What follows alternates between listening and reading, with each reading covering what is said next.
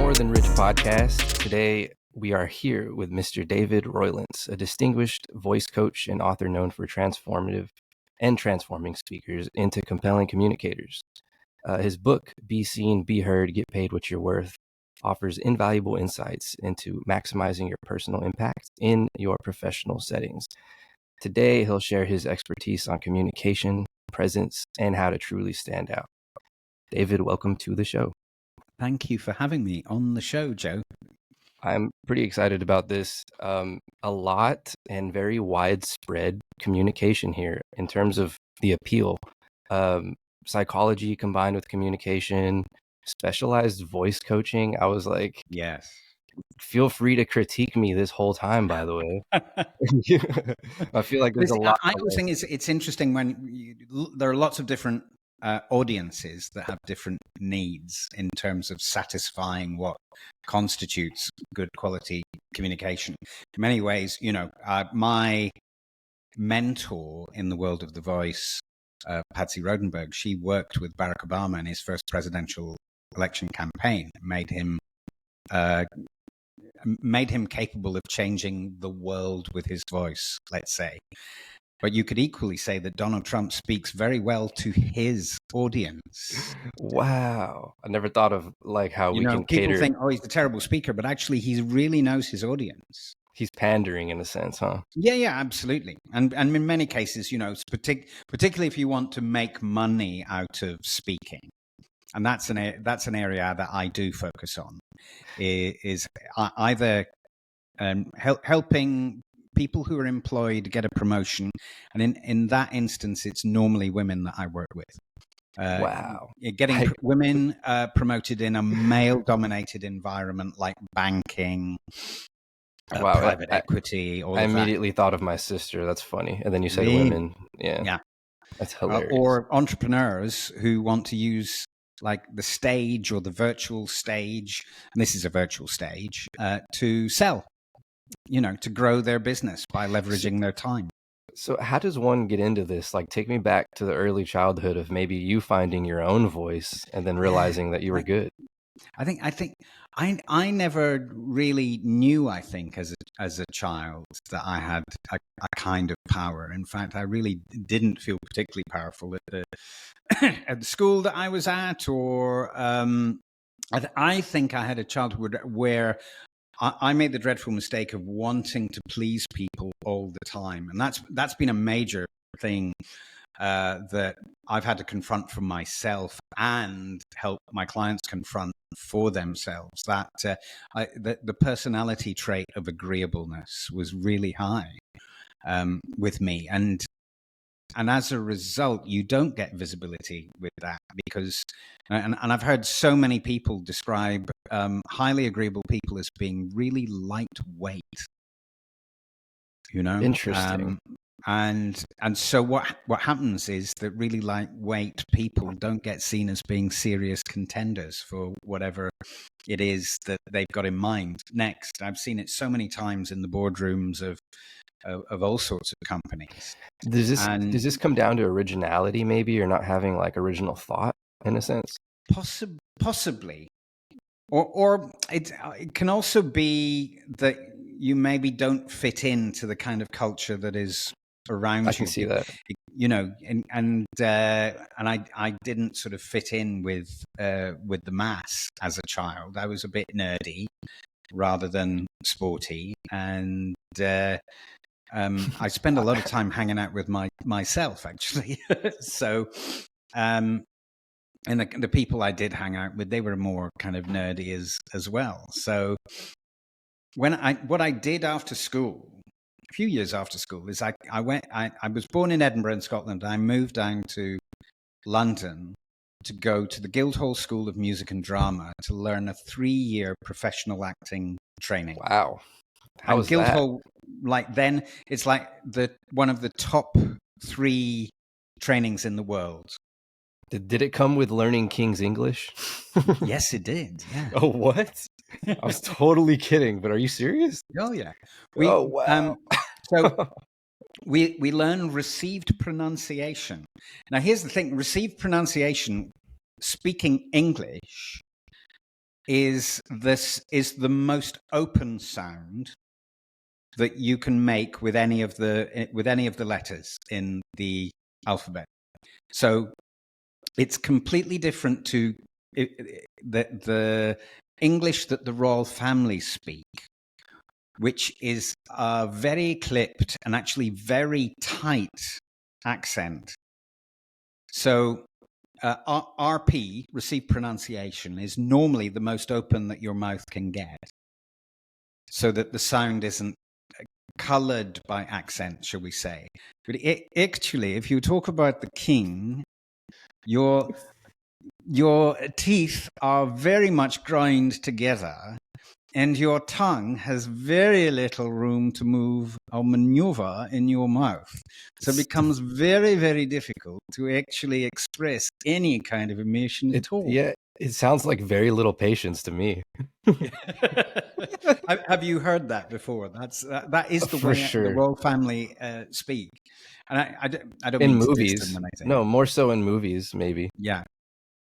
And so it's a very held and very old-fashioned way of speaking, and particularly if you listen to how the Queen, Her Majesty the Queen's voice changed over the period that she was the Queen, from when she, when her father died and she was in Africa, and suddenly she had to make a broadcast to the world, and it's very, very tight. But as she grew older, her voice opened up dramatically and became, in many ways, much more ordinary in order to communicate more. Would you say it's a classist thing in a way of using it like nowadays, or not really? Oh, okay. Yes. Very interesting. There's so much in the world of vocal tonality and the way that we. I don't know if you feel the same in the American continent, shall we say? I don't know if you feel the same, but accents are very much in the UK a way of establishing class and class positioning. Wow. Because it's not class is not about money at all. It's very much more about where you were born and into what family. That is super interesting, because as a kid, maybe like teenagers would ask me in middle school, like, what's your last name? What's your race? What's your ethnicity? Do you speak Spanish? What's your religion? Wow. Like, these were things kids would ask me. Yeah. It was just very intrusive of like, why does that even matter? I don't care about yours. Like, why can't we just talk about commonalities or like things we do like? But that's very interesting though, the differences in cultures like that. Do you pick up anything from my own tone or accent? What do you think I am? Or no, I don't, to be honest. I mean, I'm speaking to you in Canada, aren't I? Rather than the US, isn't that interesting? No, I'm in Austin. Oh, you're in Texas. Yeah. Oh, wow. Hello, Texas. I didn't realize you were in Texas. Yeah, but that's interesting to think about. So let's keep moving here a little bit. How does one's self-perception influence their ability to be seen and heard in professional settings? It makes a huge difference in terms of how visible you are willing to be. And so the self-talk that you have going on in here really defines what you are capable of. And particularly self-talk around money. In a culture where money is considered a dirty word, and in Britain almost nobody talks about money. Interesting. At all. Very different. Money's a dirty word. And go on, continue, please, a little bit on that. It's interesting because my wife's family have almost it's like generational.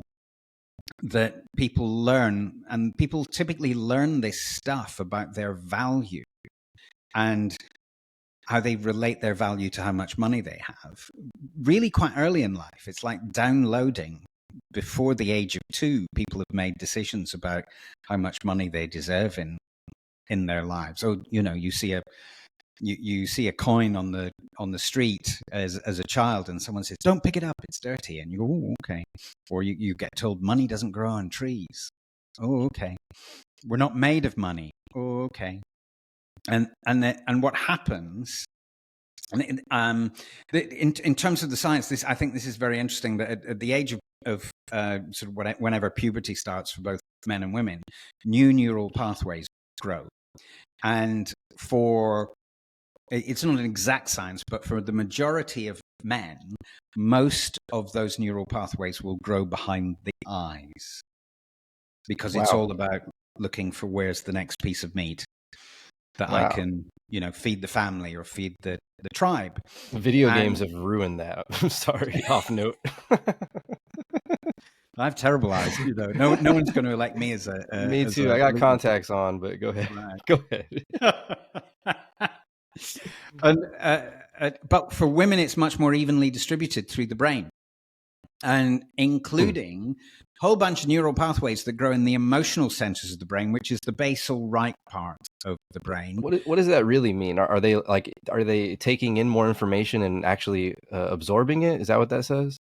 It means that their experience of life. If I can give you an example, I once worked with a couple of people who were being headhunted from a big investment bank in the UK, and one was male and one was female, and so I sat down and I was coaching them separately, and I said to the guy, "Do you actually want this job?" And he said, "I don't care. I just want to win."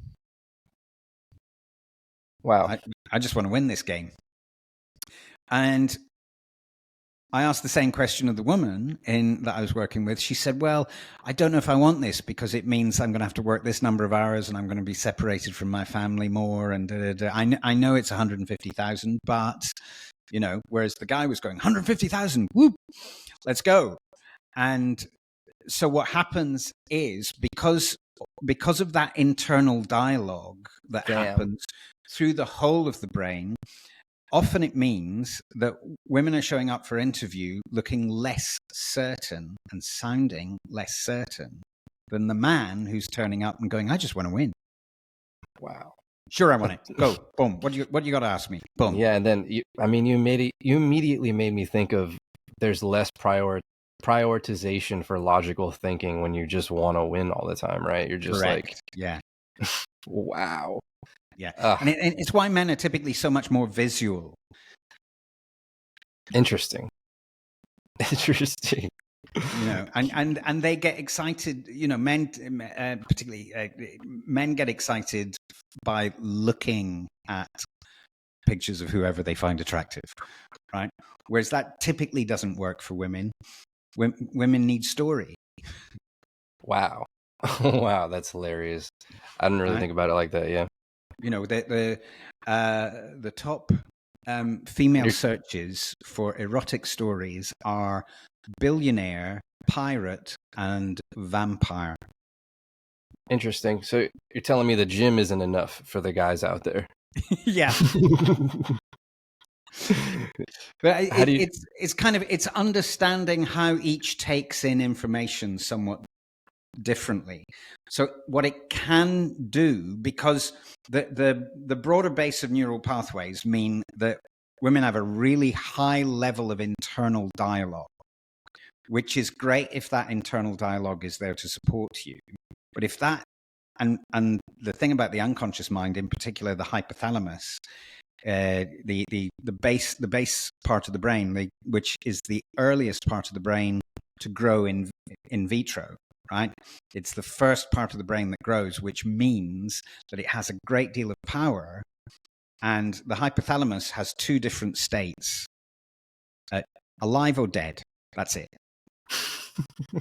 Right? So the hypothalamus is willing to put anyone through the most appalling mental pain, the most appalling emotional pain, the most appalling physical pain, in order to avoid death, or what it perceives as death. So your brain will start telling you all sorts of reasons why you shouldn't make that phone call, or you shouldn't step up and do that presentation, or why you should act a certain way, right? Like you radically do something impulsively, right? It's just a Exactly. And defense. It's a the thing defense. is, yeah, if you spend your life not being visible, then no one will notice. And that's a safe place to be. I definitely think there's a healthy way to like caveat that too, where, for example, I can have extreme opinions on Twitter and Yes. it'll get praised by hundreds of people, but then there's one or two that are like, you POS, you have no idea what you're talking about. And it's like, okay, well, all the people that agree clearly mean nothing. Or, it's just how swayed people can get off something that's so Yes. minute or irrelevant. It's not even important. And I get that. And Twitter's the most extraordinary place, really, because it really it cancels out all the filters that would be there if two people were talking to each other across a room. I think I'm bringing this up to just kind of losing my thought right here. Losing my thought. I'm going to keep it rolling. It'll come back. Yeah. What are the emotional costs of not being acknowledged at work? Nope, read that one. How does societal conditioning around vocal expression differ from men and women? So men normally express themselves through what I call the warrior voice. Let me explain. That as a voice professional, I break the voice into 3 different areas. It's like we're born with this huge range that we learn as children how to use less and less of, until most adults are using about a third of that which they naturally have available. And so my job, partially, is to extend that range back out to where it is naturally. So I break the voice into 3 different states, what I call the warrior voice, the heart voice, and the head voice. And the warrior voice are the lower notes, lowest notes in the voice, and they're the voice of credibility. They're the notes of instruction. At the center of the voice, the heart voice, is the voice of rapport building and relationship and inquiry. And the head voice, the highest notes that we can do, are the voice of enthusiasm. So men culturally like to occupy those lower notes. Particularly when a group of men get together in the bar on a Friday night to discuss the game, what they'll do is what I call a low off, in that they'll actively create alpha hierarchies on the basis of how low the tone of their voice is. That's funny. I guess I'm too much of a jokester with my friends to care like that, but yeah. I feel you. Yeah. That makes sense. It's almost like an underlined sarcasm in a sense. Is it? Yeah, it is. And it's all happening unconsciously, so nobody actually knows they're doing it. And culturally, women often go the other way, like into the very high note. Yeah, like very deliberate too with what they're saying. There's no underlined. Yeah, they literally say what they're thinking, what they mean to be as easily understood. Yes. Yeah. And there's a great fear about being seen as being too masculine, because it, then maybe, particularly in a work setting, what might happen is you might get called, that bitch or something like that, because she's too aggressive, she's too this. So there's a real fear about the perception around that.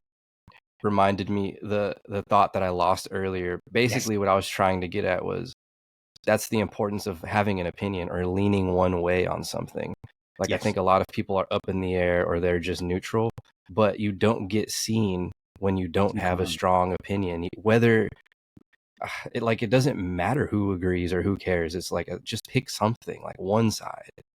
But it's hard to find balance in doing that, though, in bias. Yes, of course, right? Yeah. It's like back in the cave days. If you were the one that went, everyone look at me, I know where the meat is.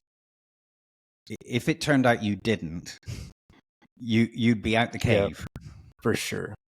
Right? You would die. Which is why the Times newspaper, they wrote a book in the late 90s called and death came fifth.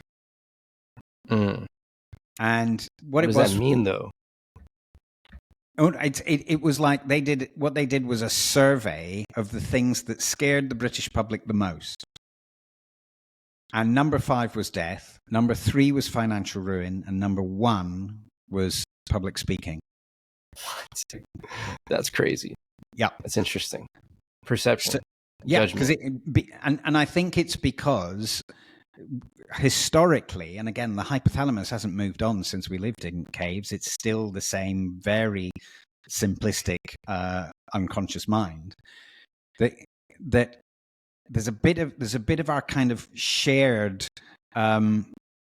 like the shared hypothalami of all of us that's still in the caves and still thinks, if I stand up and say something and I'm wrong, I'm screwed. Wow.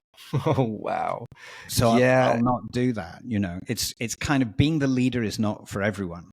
And you know, in medieval times, the leader was always the person with the best eyesight. Wow. Because they were the people who would see enemies coming first. A literal metaphor for foresight, by the way. Yes. Yeah. Like we need it for survival, and now we've evolved. So we'll rely on your brain now. Yeah. That is very interesting. And yet most people know so little in terms of their own brain. Sticking on that question a little bit, though. So what shifts do you advocate for when we're talking differences between male and women? Well, okay. I do advocate for my women to develop their warrior voice because they possess the notes. They're there physically in the raw materials that sit in the throat.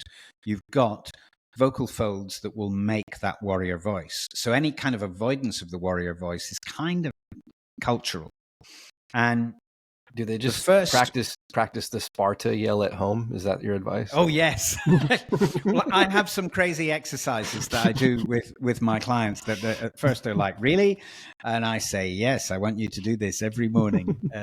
And, lock the bathroom door, turn the shower on, but do this. No one else need know what you're doing. But do this exercise where we kind of, and get people into a low stance, and then they have to go, aha, very loudly whilst doing a physical movement, an extended physical movement. And so they always giggle the first time, but when they notice after they've done it twice that their voice is deeper, and then I go, well, look how quickly your voice responds to you choosing to do the right thing with it. It's Margaret Thatcher was the first British Prime Minister to work with a voice coach.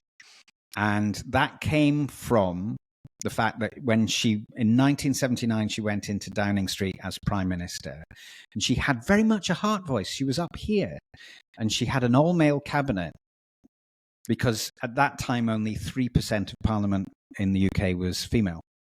And she found that nobody in her all-male cabinet would do anything that she told them to do.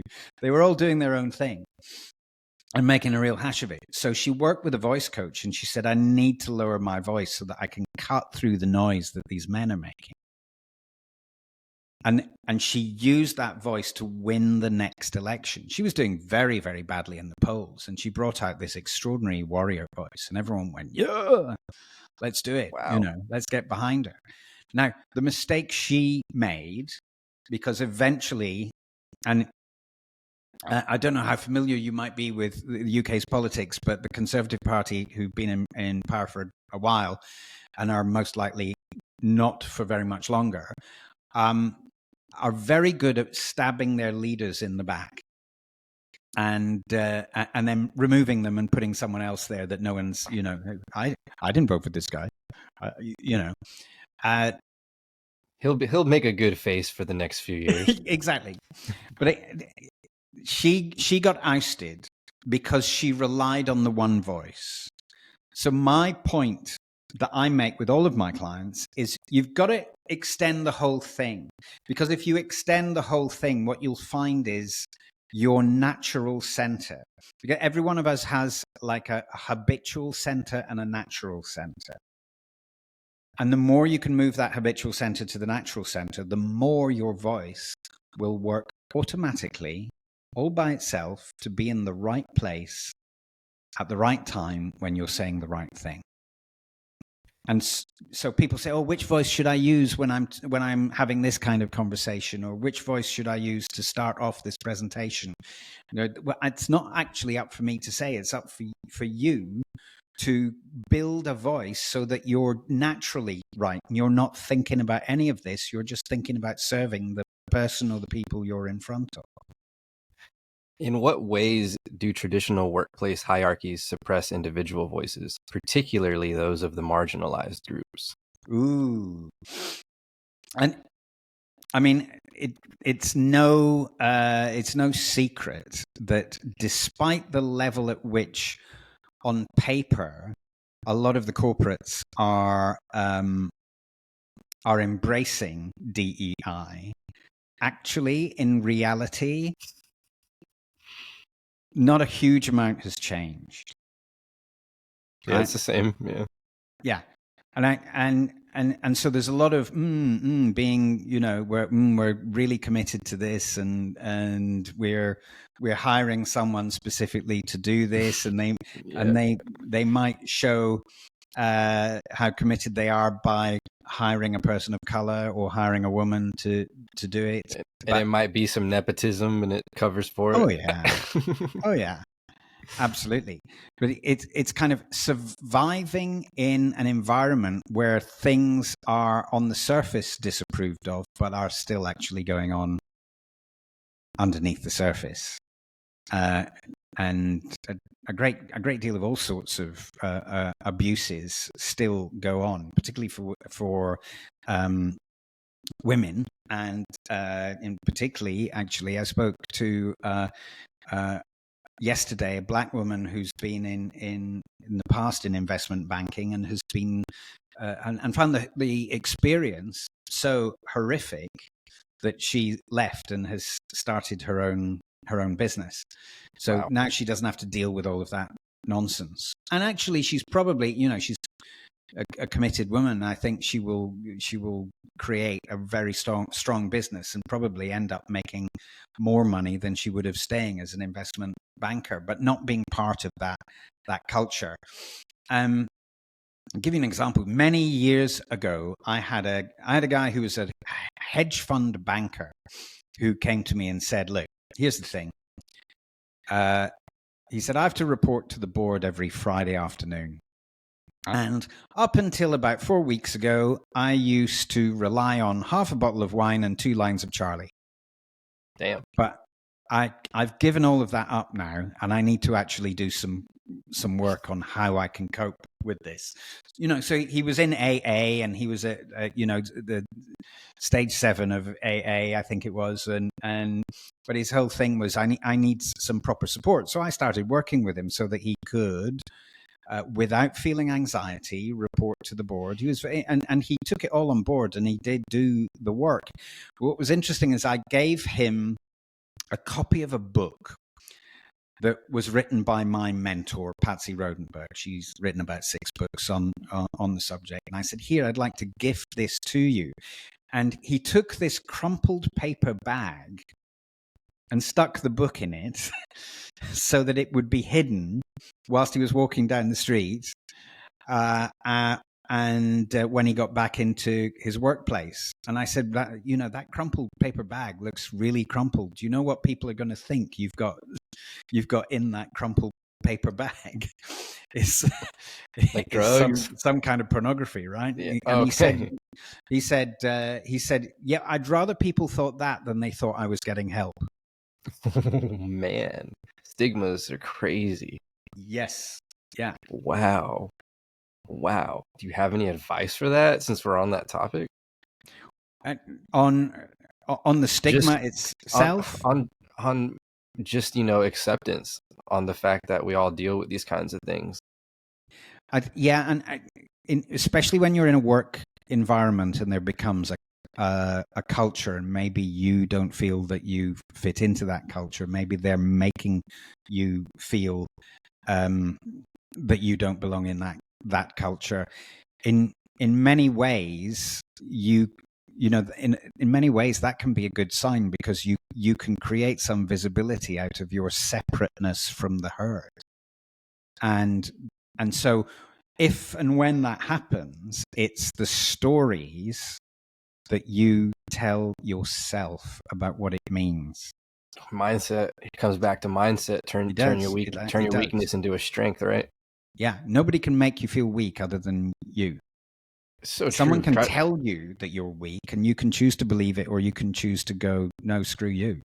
That's why instead of getting offended, I try to find some humor and some stereotypes, like there's a little bit of truth in everything, Yeah.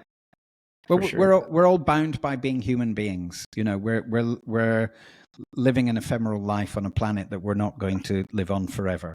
We're all bound by some very simple truths around that. So actually, the more we cooperate and the more we understand each other, the more pleasant some of that experience is going to be. Yeah, and the more we can collaborate and be prosperous together. Yeah. Yeah, a lot less division. Not to get too off topic here, but in terms of speech therapy, how does this kind of tie into that profession? That was my mom's half her life, so just really? Wondering, yeah, I mean, I've worked with a speech therapist. In fact, I had a client who's a speech therapist. Like, would you consider your own work a form of therapy? I don't consider it speech therapy. No. So if I had a client who had a speech issue, I wouldn't be able to serve them. So I know people who I could point them towards. There's, it depends whether we're talking about something that's physical or something that's psychological, in terms of whatever's kind of manifesting itself in the world. If the physical mechanics are all there, but there's something that stops someone being able to send their voice somewhere. Like I guess if people come to me and say, I've got a quiet voice, I've had that a lot. Oh, I've got a quiet voice. Actually, it's not possible that you have a quiet voice. It's possible you're using a quiet voice, but it's not possible that you have it, because you've got the same mechanics as every other human being who's got a voice box. So, and you've got lungs, and you've got stomach muscles. So you can create sound at the same level of volume or clarity as anybody else in whatever language or languages you speak. Can the act of speaking up be seen as a form of rebellion in certain corporate cultures, and how should we navigate it? Yes, it can. It can be seen as rebellion. And actually, I'll come back to that point about developing your voice, because if you don't have a warrior voice, it means that, or you're not using your warrior voice. And I meet a lot of women who come to me, and they're almost exclusively in the higher notes of the voice. They're used to building rapport. They're used to being enthusiastic. They walk into a room which is predominantly male, and they speak in those high tones. And what happens is the males in the room all roll their eyes and go, oh, God, here we go again. And if you develop that warrior voice, the thing is, you can be instructional and you can be quiet at the same time. So you can be really powerful without having to raise your voice to be heard. So how would that affect a woman maybe who's trying to stay in a relationship or keep her relationship? Like, how does being too up there in tone deter a man? That's interesting, because it's like, particularly when there are relationship arguments, what will normally happen. Here's another thought. When people are expressing emotion, they'll elongate the vowel sounds. So the more emotion that they're expressing, the longer the vowel sounds will be. Vowel sounds are the only way that emotion comes out, and consonant sounds. Made me think of Spanish, by the way. Logic. Yeah. It's why Spanish, Italian, as languages are thought of as being very romantic. Mm-hmm. Emotional. right? And also very,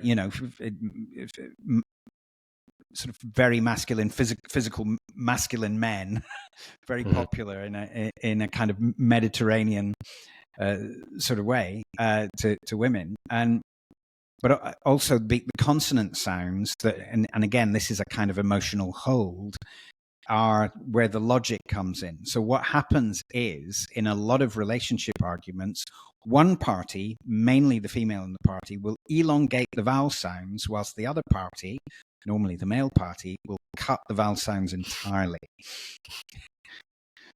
in order to try and stop the emotion going on in the room. Because this, sadly, the more that someone has all of those neural pathways behind the eyes and none in the emotional centers of the brain, they're like, I know that this is an emotion that's coming, but I have no idea what it is. I'd much rather it wasn't here. So I'm just going to I'm going to cut. Relatable. It's kind of relatable. It's relatable. Yeah. So it's like.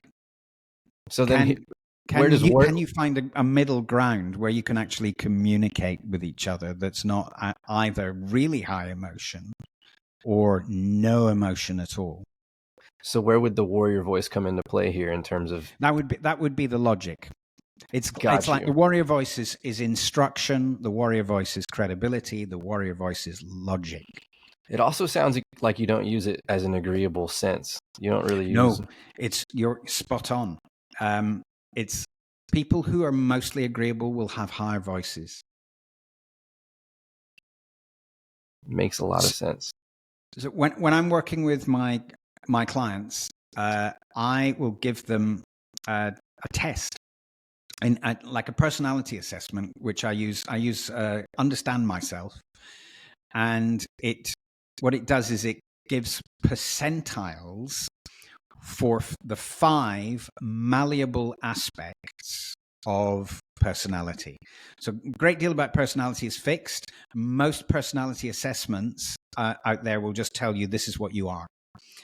But this one goes, this is where you are today on these 5 elements that you can choose to do something about. And I look at 2 of them in particular in relation to how successful a client is at doing what they're doing. So one personality aspect is how conscientious are they? How willing are they to work when they don't want to? When you'd rather be doing something else? When I could go to the pub tonight, or I could go out with my friends, but I know I need to complete this job. So you've got all sorts of people in the corporate world, and particularly in banking, who are up till 1, 2 a.m. on a Friday night because they've got a job to do. They've got something to finish. They're going to be up at 5 in order to be in the office the next day. So conscientiousness, which there is no difference between men and women. There's not one that is more likely to be conscientious than the other. Both equal in that regard. I also look at that in terms of agreeableness, which I've mentioned before. Agreeableness as a personality trait, where women are typically much more agreeable than men. The average is 20% higher than men. Is that a biological thing? Yeah, I think it is. Wow. I think it is. Wow. And so often what happens in the corporate world is you get women who are really conscientious and really agreeable being used by men who are really conscientious and not agreeable and are quite willing to make that person do the work and take credit for it. So there's a lot about, if you're in that position where you want to stand out and be seen and be heard, you're going to have to be less agreeable and go, no, I'm not doing that. You make me wonder how much of this is human nature as opposed to learned behaviors. I think a lot of it is human nature. A lot of it goes way, way back to cave days. But I think we understand it now enough to be able to actually make a behavioral change for ourselves. Because like I say, I'm talking about the malleable aspects of personality. So you can say, okay, well, I choose to be less agreeable. I choose to say no more often. You're like, we've had enough time off the fire and wood, you know? Correct. What are some conversational aspects of assertiveness in communication that you believe need reevaluation? Ooh. I mean, I think assertiveness is very important if you want to be heard. So it's kind of developing that level of assertion, and particularly if you want to get paid more. Like if you look at the average law firm, every male in the law firm will walk into the boss's office and go, "Pay me more." That's it. 3 words. Pay me more. I'll leave now. whether they get it or not, they'll go, "Pay me more." Just be very assertive. And every female solicitor will go, "I couldn't do that." So actually, what I do is I'll start at the beginning of the relationship by saying, okay, so we're not going to actually ask that. You're going to ask that in 6 months when we finish working together, or when we get to a certain point of working together. But what you are going to do is walk into your boss's office and ask the question assertively, but also not risk the no. The question you ask is, if I come in here in 6 months' time asking for more money, what do you need to see? What do you need to hear that would make it a no-brainer for you to say yes? So it's like what you're doing is you're being assertive, but you're setting up the challenge to actually get some decent, specific feedback on what would make that an absolute yes when you do go and ask. So what are the keys to that prefacing right there? In terms of what you say? Or? Yeah. In terms of the approach and the question, because I think the wording is what might catch people slipping, you know? So it's about creating a sort of visual plane. So, you know, what happens when people think is typically they think in pictures, right? Sometimes people think more emotionally, and sometimes people think in pictures. And what happens is when people think in pictures, the eyes go up, and when people think emotionally, the eyes go down. What we want to do is what we want to do is place ourselves in the visual line, because it's more likely, the higher up you go in an organization, the more likely you're talking to someone who thinks visually rather than emotionally. I think what you're trying to get at, if I'm not wrong, is you're trying to say, imagine with me, as opposed to drawing them into, drawing them in emotionally and feel bad. And that could risk some pity and wrong. Well, we might don't, come we off don't the want wrong them getting way, into right? that. We want them getting into a conversation that's about value, about what the boss values, about what the organization values, and the reason it works is because you're not coming with some ultimatum, right? And that's where the fear stems from, a yes or no. And I might be gone just from evoking the thought. Oh, fearful, right? Yeah. Well, again, neural pathways all over the brain, big in the emotional centers. I mean, it makes sense. Survival, right? That's your job, your livelihood. Whereas the men who are going in, they get, pay me more. No. Okay.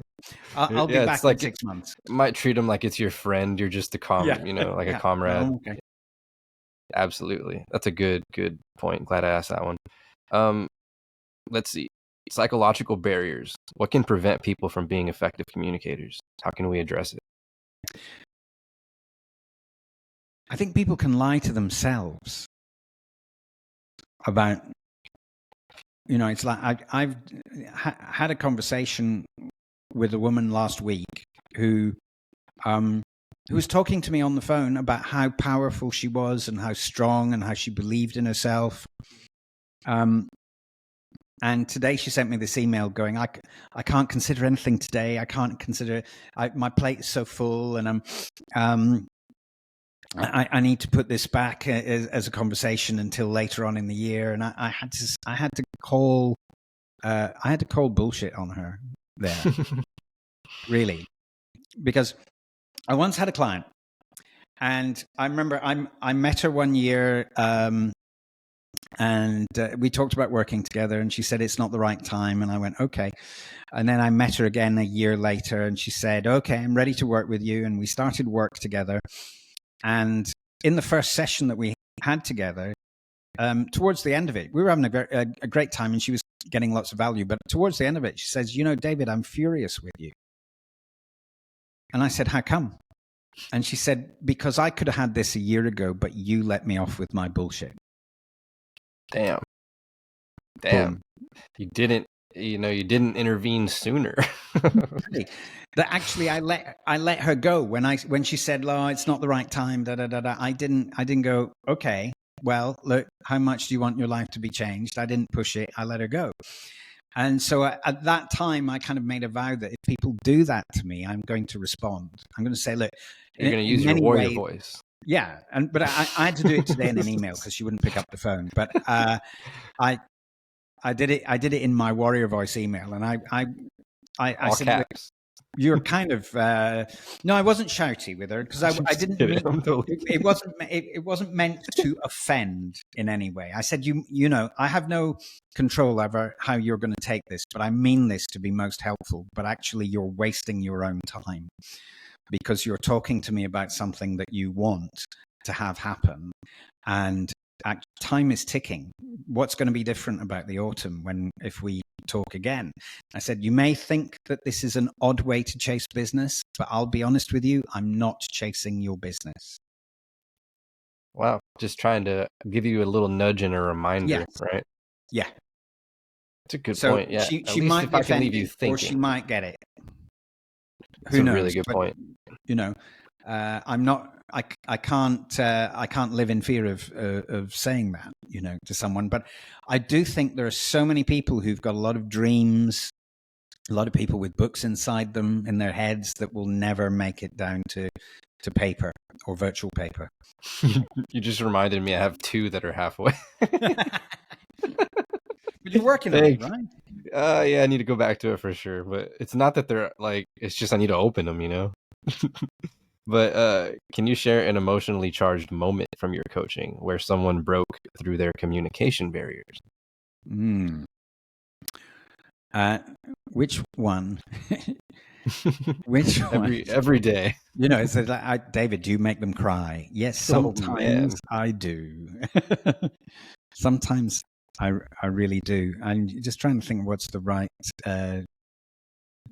story to tell here. It's like I had an amazing lady who's now a friend of mine who she suffers still from a really rare form of fibromyalgia that means she's in absolute agony all the time. Pain.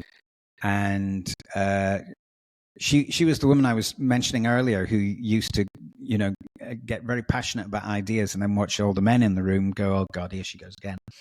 And so there was a time in it, and we did that Understand Myself profile together, and it turned out she was like 98% conscientious. It's like the highest level of conscientiousness score that I'd ever seen. And yet she was, you know, was in a public service job. She's not anymore. Isn't that associated with high levels of neuroticism? Yes. Interesting. So and also high levels of agreeableness is high levels of neuroticism. Which I break neuroticism in the Understand Myself profile is broken down into withdrawal or volatility. How likely are you to just shut up and go? Or how likely are you to go, screw you, and the horse you rode in on, you know? Mm-hmm. And either of which is like high levels of really neurotic sort of emotion. Extremes, which happens when you're too agreeable. What happens is you suffer at the hands of people who are not agreeable, and then you slingshot into resentment. Wow. Yeah, because you just start thinking I'm making all the wrong decisions, right? Yeah. And then Wow. that goes straight into, depression, self-hatred, all that. And Jeez. then the self-talk around all of that. So if you're watching this, be careful who you surround yourself with, or at Well, least yes. be more conscious of who's making you draining your emotions or making you feel that way, right? Yeah. Or a good way would be to just separate yourself from these people, because I think it might be it's a lot easier for women to really relate and tie themselves into someone else's story or emotions.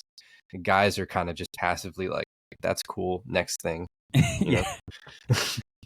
But yeah, that's also why they love movies so much, or the romance. Like they get drawn into the actual, like you said, the story. Interesting. Yeah, and men who like movies typically like movies with superheroes or more men who can do physical feats, that they're looking for that kind of hero perspective. Yeah, I'm trying to think of I can't really think of my favorite types of movies. Just crazy scenery, cinematics. You know what I mean? Yeah. Yeah. Spend more money on the screen, please. Yes. Yes.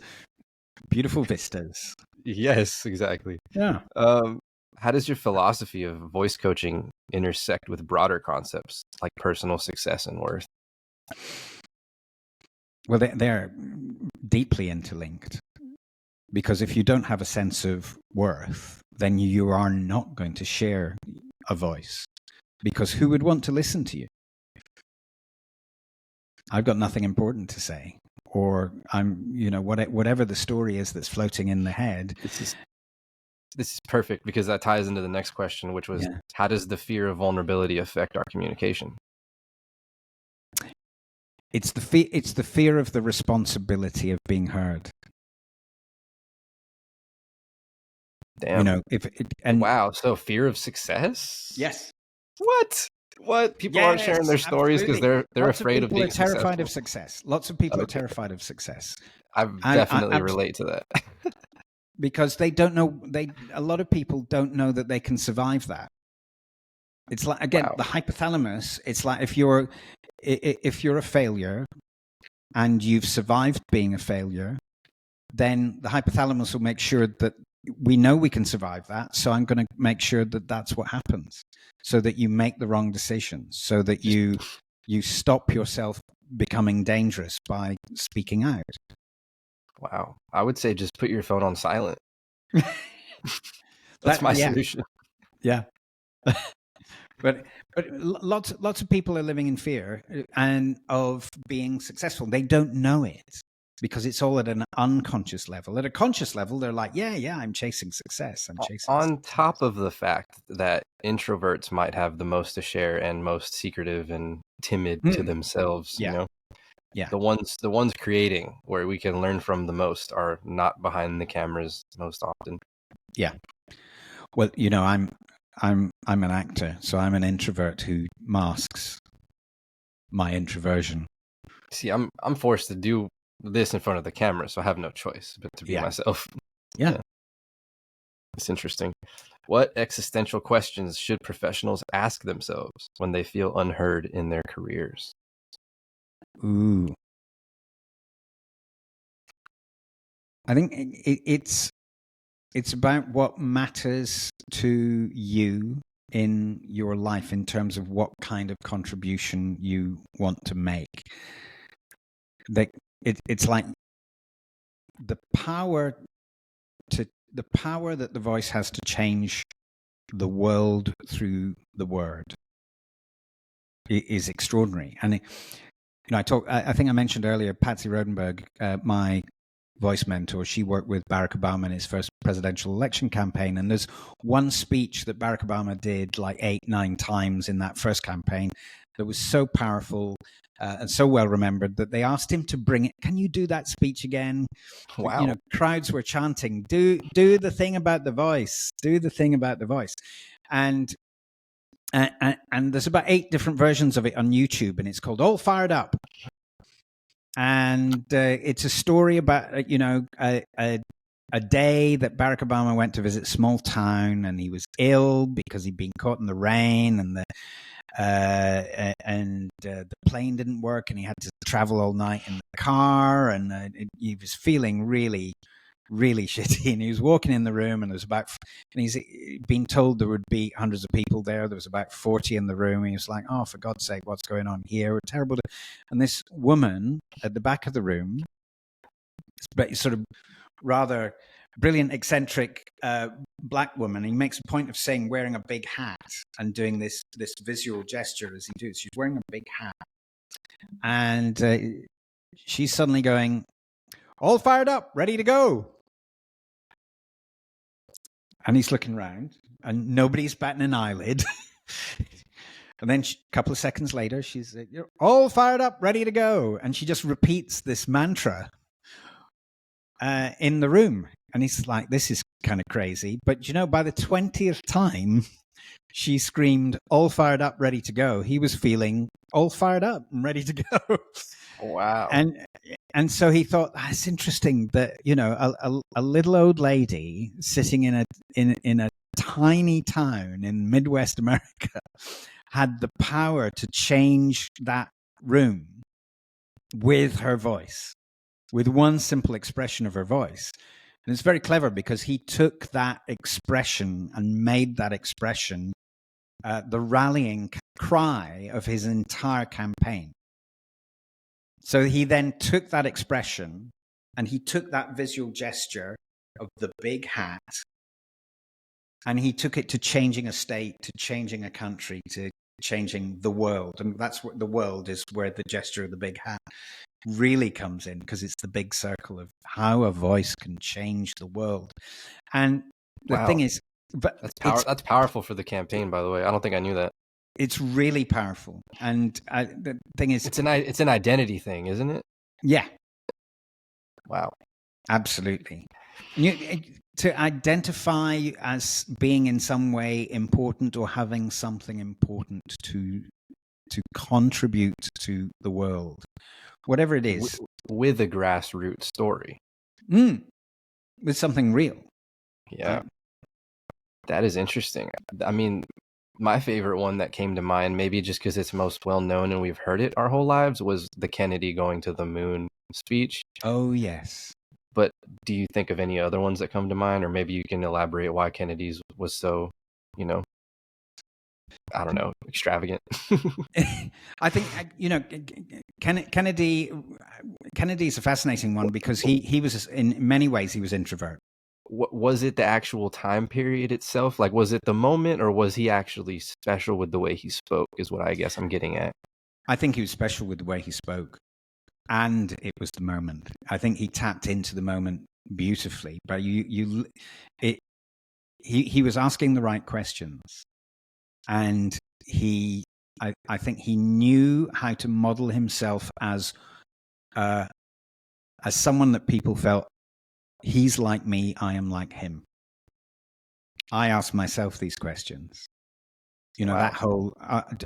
Don't ask what your country can do for you. Ask what you can do for your country. And a whole bunch of people go, yeah, I totally resonate with that. I want to contribute. I want to do more. They probably wrote their speeches at that time too. Yeah, huh? yeah, they did. He also he had this thing called the cocktail effect, I think it's called, where he would imagine he was terrified of public speaking, but he used to. He used to peek through the curtain at the audience and look specific people in the audience in the eye without their knowing he was there. And he'd repeat the mantra, I'm glad I'm here. I'm glad you're here. I'm glad I'm here with you.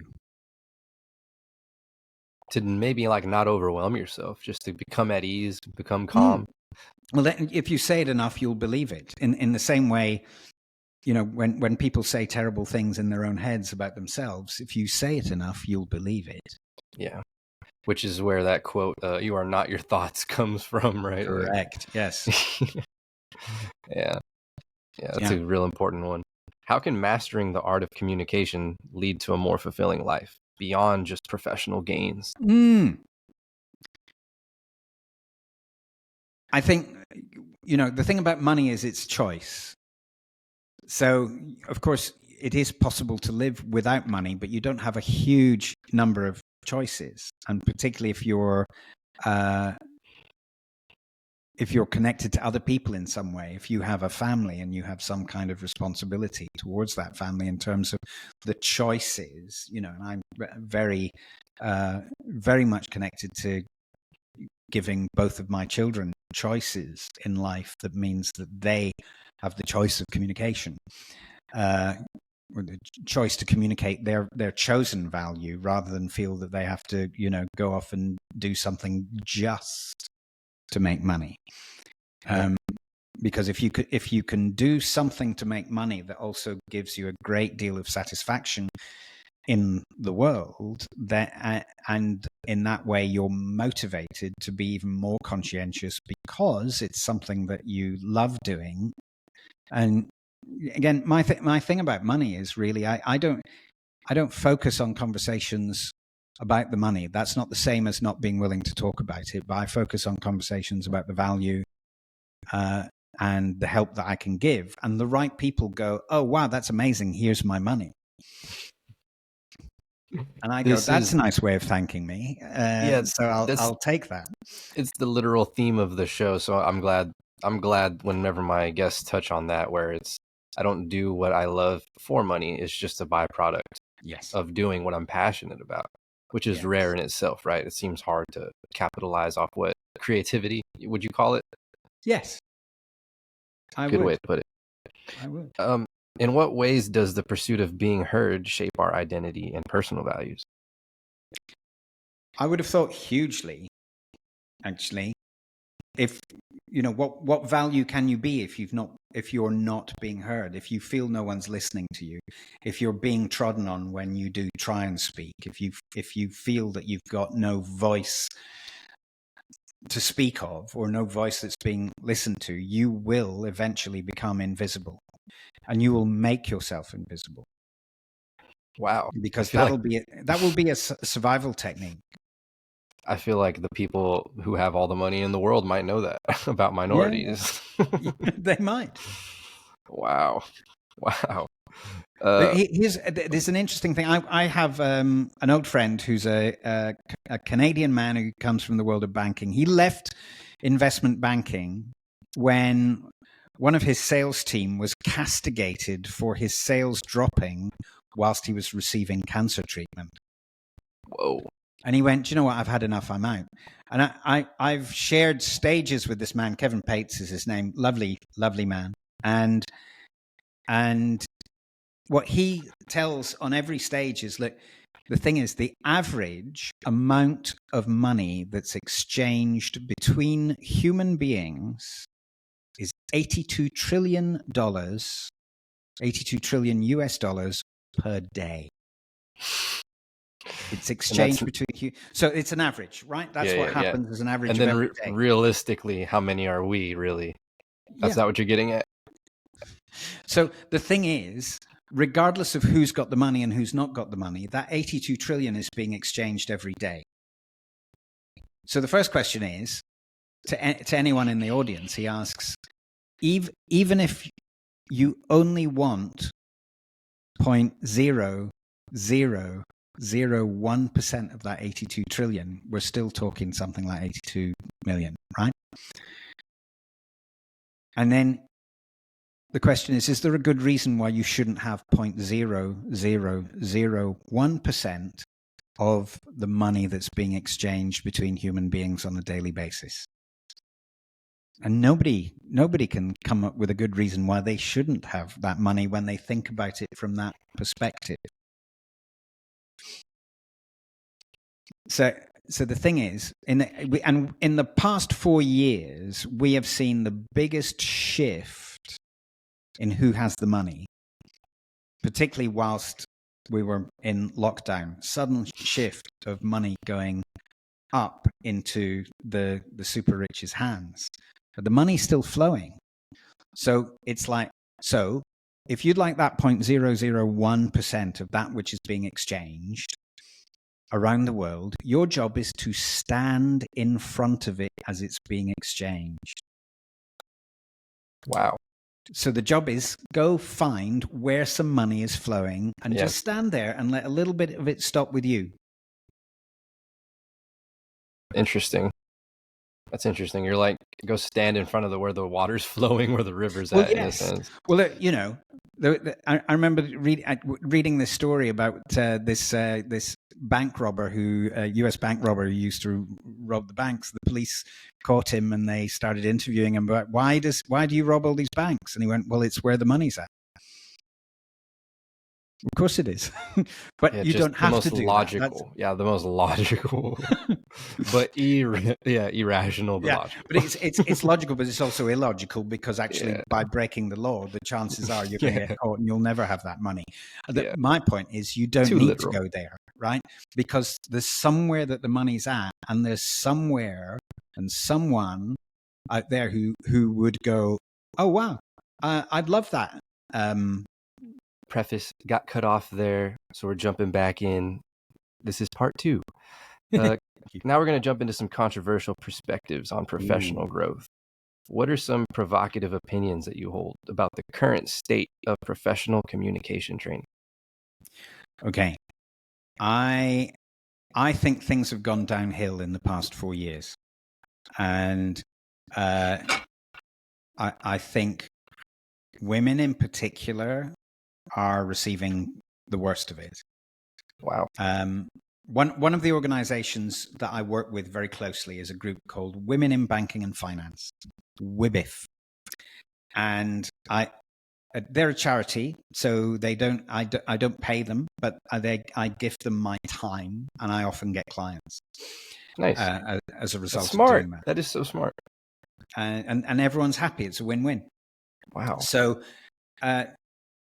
they have found in 2020, I worked with some of their sales team, because when we all went into lockdown in the UK, all of the membership went, I'll just pause my membership whilst we're in lockdown. And I had to help their sales team to kind of go, no, stick with us.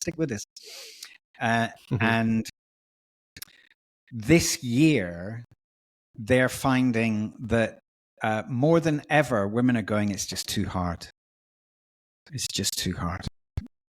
And now organizations, having told them to stay at home for 4 years, are going, no, back in the office 100% of the time.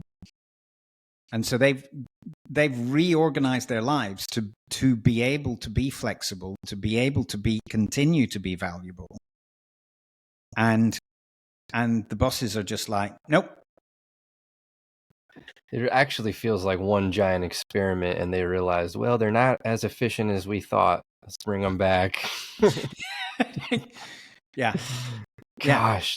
And so all this, that's why I said earlier, maybe it's controversial, but to think all the commitments that they make on paper to tick the box is little more than box ticking. In reality, that actually and I think in many ways communication went backwards in 2020, and a lot of having to be almost all the time in your own home, as we were, and then having to communicate with people only using a video platform. Because that is a good point. Right? It's like for you and me, Joe, our conscious mind knows that you and I are not in the same room, but our unconscious mind doesn't. So the unconscious mind is still looking for all the information that's missing to know whether it's safe to be with this person.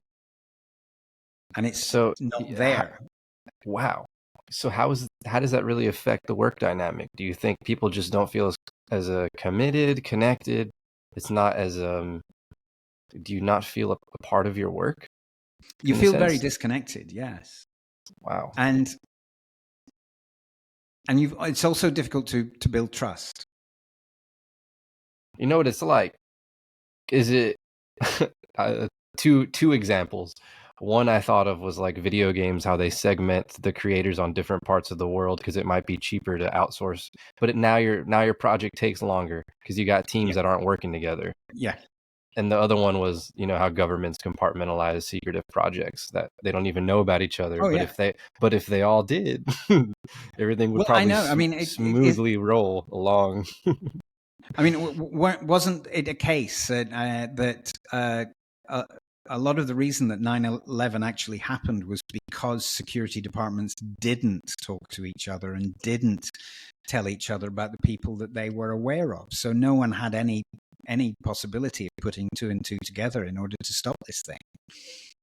I just want to get this thought out there because I had it yesterday, but I have a fear that the future is going to be companies are going to fake their own hackings to launder money within their own companies and corporations. That's what I think is going to happen. Like a corporate false flag. Yeah. Yeah. Well, that's interesting because they already pay people to break. Yep. But I think it's going to get so hard with crypto in terms of like laundering and stealing that it'll be like, oh, it's just a write-off. We got stolen from, remember? Yes. it'll just be a corporate thing. Yeah. Gosh, but yeah, I called it early with just us being too docile and passive with technology of AI. So yes. Yeah, that's my biggest fear. Is it just being used against us when we should really be fighting for our rights in every sense right now? Well, I think people are afraid of it taking jobs. That's number one. But also, people are thinking it's a cure-all for everything. It's like, oh, I don't have to do my marketing anymore because I've got ChatGPT or I've got an AI. Or I'm on that team though, but only because I think I know how to use it appropriately. I think a lot of people want it to do something, but don't know how to get the result in a sense. So yeah, it really depends on how you use your tool, right? How efficient. Yes. More and more, though, I have found when it really comes to meeting people and new clients and people who are really interested in doing some work, it's still all offline relationship that's really working.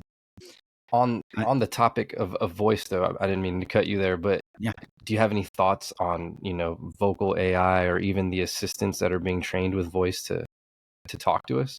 Like, can that be useful for speech and inflection and training in the future? Can it get that good? Do you see that happening? I imagine it can. I have a very close friend who's a stunts woman and she's in the latest Venom film that's about to come out. But and she's amazing. She's got the most amazing physicality, and she's a martial arts expert. And I've seen her wield katanas, and wow. She's extraordinary. But the thing is, when she started working on the Venom film, they scanned the whole of her body so that they could create her in CGI and make her do whatever. And she has no control over any of that. The studio's got it now, and they can use it. She can be a Ninja Turtle for all we know. Yeah, exactly. And so there's a level at which, if you like in film, you can bring back actors who are dead, right, and have them perform and not pay them. Oh, now we can bring Alec Guinness back to play Obi-Wan, right? Wow. Or they did Peter Cushing in Rogue One, and they did Princess Leia in Rogue One, but that was years ago, right? So what? It is really hard to argue against it when you're like, what is the difference between that and CGI at some point? Yes, in many ways it's the same idea, isn't it? Yeah. Wow, that's a tough one. I find it useful from a starting point perspective. Write me a business plan, write me a marketing letter, write me, and then you can look at it and go, oh, that's interesting. Well, I'm not going to use that because it's typically much more salesy than anything that would be actually coming from me. And again, my experience, particularly when I'm marketing to help women in their lives, is the more salesy you get, the more obvious you get, the more they're going to ignore you. That is super true. I'm thinking of all the examples in my life. I'm flashing in my mind right now. How do you respond to critics who say focusing too much on voice can lead to style over substance? Well, it could. And I've seen that happen politically. Yes. You say, when there were two psychologists in the 60s, Morabian and Ferris, they came up with the model of the communication of meaning in face-to-face conversation. They took it to the Journal of Counseling Psychology and said, hey, look at us. We have worked out the communication of meaning in face-to-face conversation. It is 7% the words that you say, 38% your vocal tonality, and 55% all of your nonverbal behavior. Is this peer review studied, whatever, like all the science behind this? That is insane. That's crazy. It's insane, but it's also rubbish, right? Oh, wow. But what happened was everyone went, amazing. Doesn't matter what we say as long as we look good and we sound good whilst we're saying it. Right? And then we had... typical. And look what happened to politics, right? As a result of that. And oh my God, it sounds like rap music. But the thing is, what they failed to say, and is that actually those statistics are nonsense, because if it were true that words were only 7% of the communication of meaning, how come learning a foreign language is difficult? Wow. If 93% of it was body language and tonality, how come if if a Chinese person came up to me and spoke to me in Mandarin, I would probably not, know how to respond to them unless they were gesturing really specifically. But you see, where those figures really have purchase is in making first impressions. So it's actually about those first 23 seconds of am I safe in this person's company? Very interesting. So it's more observation than it is actual like self-awareness and reacting. When you meet someone for the first time, or just when you meet someone, actually, never mind first time, it can happen any time you meet someone. You have 23 seconds to decide whether this is worth your time or not. Your brain does that. It goes, right, am I safe? Is it safe to listen to this person? Could they be lying? And so all the scanning that the unconscious mind does on as much of the physicality and as much of the vocal tonality as possible is all about, is it safe to continue to listen to this person? Damn, otherwise, doesn't that say a lot? No, right. Finish your sentence.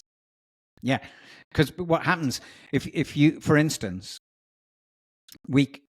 because we reveal emotion in the tonal shift of the voice, when we hear voices that are monotonous, as I'm sure many of us have done in schoolrooms or in some kind of further education, listening to a professor who's just talking on a monotone, 23 seconds, we stop listening because we're not getting any clues. The unconscious mind's not getting clues to say, this person is safe, this person's telling the truth. Because the truth comes out in the emotional shift that goes with the tonal shift.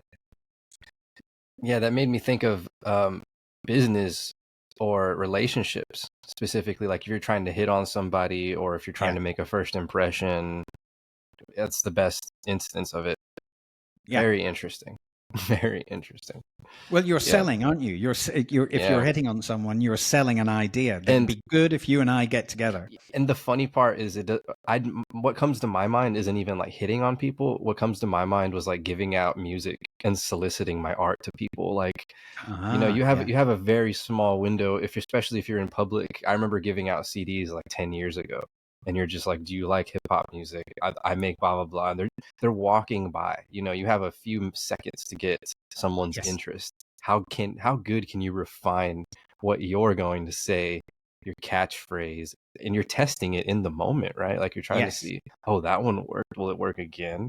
How do I make it better? Does it depend on the demographic of the age or what they look like? All these things come into play. And the fact that everyone's an individual and can respond to things in completely different ways. And, it depends on what might have happened in that person's life before, whether they've had some kind of negative experience or whether they've got a positive experience. Which goes to show why you can't take things personal, because what worked on one person, the next one might just ignore you completely. Completely, yes. Yeah, just tying that back into public speaking right there, I think a little bit is important. of Yes. trial and error, and you really just have to get over being rejected. But as I'm reflecting, I'm realizing that happened to me. You know, that's why I got so strong or good at it. You know, that again, rejection is the number one fear, because it means dying of the cold or being eaten by the saber-toothed tiger, or you know, it's a primal fear, rejection, which is why. And sometimes when I'm working with business owners, I'll say, I need you know, if you want to make money, get on the phone and talk to people, and they're like, you know, and I'll say, how many phone calls do you make? And they go, well, people are liking my posts on Instagram. And I say, okay, well, you know, the thing about social media is it's an amazing way to not have to deal with rejection. Because you maybe get 5, 6 likes or a share or a comment here or there, but actually people in their thousands are just scrolling, going, yeah, whatever. All day, constantly, all the time. But you don't have to deal with it. And the thing about being on the phone is you might say, hey, would you like this? And the other person might go, no, I'm not interested. And then you have to deal with rejection. Wow. But actually, they're not interested because it's not their need, not because you. Yeah, nothing to do with you. That's so true. You know, so true. And there's an exercise that I do often with groups where I'll say, you know, everyone in the room understands every sentence that I say completely differently. In fact, it's worse than that. Everyone in the room understands every single word in every single sentence that I say completely differently. And then what I'll do is I'll say, look, what's the first thing you think of when I say the word chicken? So, Joe, what's the first thing you think of when I say? I thought of a drumstick. A drumstick, right? Yeah. Brilliant. Like a chicken drumstick or an actual drumstick? Where you? No, chicken drumstick, a leg. Yeah. So some people have a picture in their mind's eye, like a chicken in a barnyard, or some people will think of KFC. Some people will think of like a Sunday roast. Some people will think of cowardice. But what always happens when I do this is everybody in the room has a different experience of that one word. I'm like, well, actually, chicken's not that complicated. Imagine trying to explain something really complicated, knowing that everyone in the room is going to have a different experience. And so the metaphor is that when you're speaking to people, you've always got to be more interested in their chicken than your own. Wow. Right? So how do I relate to them, right? Yeah. It's like you can knock on a vegan's door and say, I've got a chicken dinner, but they're never going to eat it, right? Not because my audience, buddy. Right? You didn't take any time to get to know me, buddy. Exactly. Wow. Exactly. So in many ways, when it comes to selling, and the thing is, a lot of people go, I'm not a salesman or I'm not a salesperson. It's just like touring in front of the wrong audience. A lot of artists hop on the wrong. They just want to get in front of a crowd, and it's like, dude, they're not even there for you. They don't even know your genre, but you wanted the moment, the spotlight, but whatever. Yes. That's just an example. I'm giving an example. It's about you, not about them. Correct. Yes. The thing is, what I often say to groups is, look, raise your hand if you are in a relationship or you've ever been in a relationship. And most hands go up. And I say, great, you are amazing salespeople. Right? Because most sales that happen in life don't involve money. Wow. The big sale is, I've got a great idea, you and me together for the rest of our lives. What do you think of that? That's a great sales pitch. Pictured it. You know, they pictured it. And then someone goes, yeah, I'm in. Wow. You know, put a ring on it. Selling the dream. That's easy. Oh, wow. That's a good one. So it's like selling which movie are we going to watch tonight when the family are all together? That's a sales job. So one of the things you made me think about when it comes to public speaking was, I wrote it down here, was how much of it is actually just fear about the topic itself, like not being knowledgeable about what you're speaking about. Because if you had all the experience in the world, does that still not make people confident? Like actually, the main fear that people have is that they're going to forget it. Yes. Okay. The only real serious keynote that I've done, I felt just pure adrenaline going the entire time. And that was the reason I had that. Yeah. And I had bullet notes and everything. Yes. It went perfectly fine. See, what often happens for people is as we get anxiety, then what happens is the breath rises. So when we're calm, we'll breathe in the stomach, and the breath will be low, and the breath will be slow, and the heart rate will be low. And when we get anxious, the breath stops going down to the stomach and starts getting trapped in the chest. Yeah. So then we do this shallow breath, and it's a faster breath, and it increases our internal temperature, and it increases our heart rate. And the heart starts sending signals to the hypothalamus. And the hypothalamus goes, oh, David's in trouble.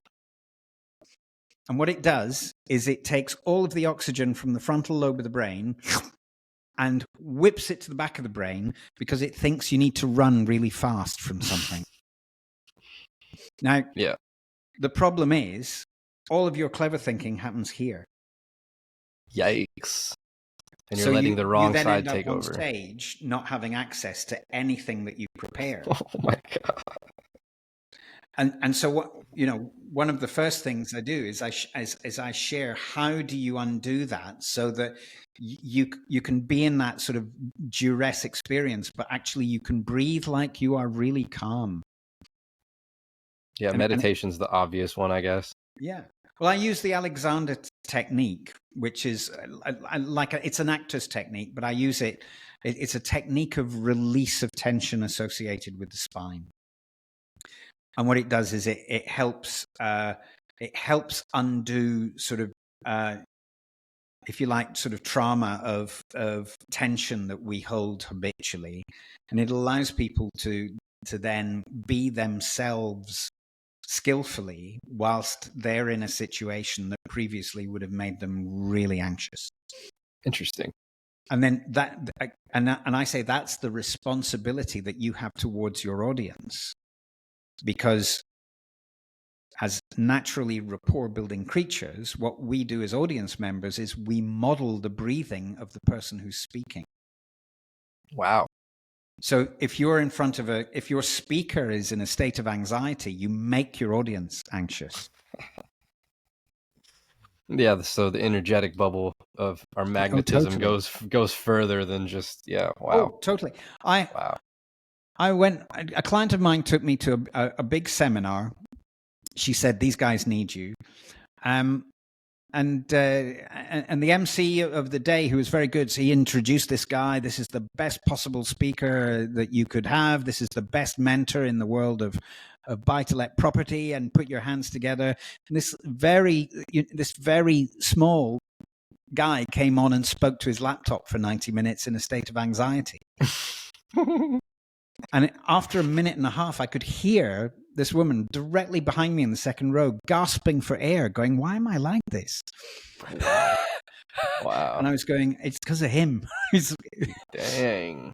And that's a minute when you know that there's another 88 minutes to go. Wow. It's like, wow, this is really, this is hell on earth. Oh my gosh. That is very insightful. I can relate to that. It's like it's your responsibility toward your audience, whoever your audience are, to be what you want them to be. I mean, you made me think that translates into writing too, translates into music, everything.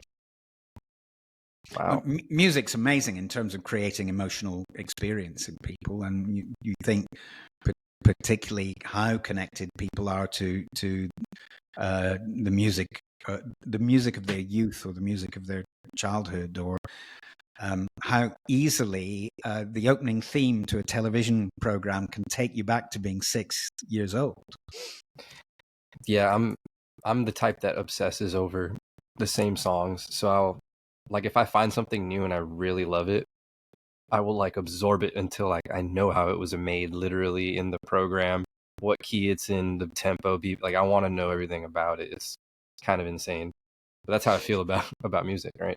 Talking about evoking emotions. And almost everything is connected to the heart as well, isn't it? Because the beat is the beat of the heart. So you change people's hearts You change people's heart rate through connecting to music. And through that, then you can create amazing emotional experiences that are common experiences for huge groups of people in a concert hall or in a rave or wherever you want to play with this idea of this huge emotional bond that everyone has because their heartbeats are all synced by this music that's playing. See, and we're talking about music, but if I'm trying to do either an educational or, something more pulling than just a performance, I want to be able to talk and connect with my audience. Yeah. And you're just making me think of, how much more I need to put into that aspect of my own message, but how I'm saying it, more importantly, apparently is a big deal.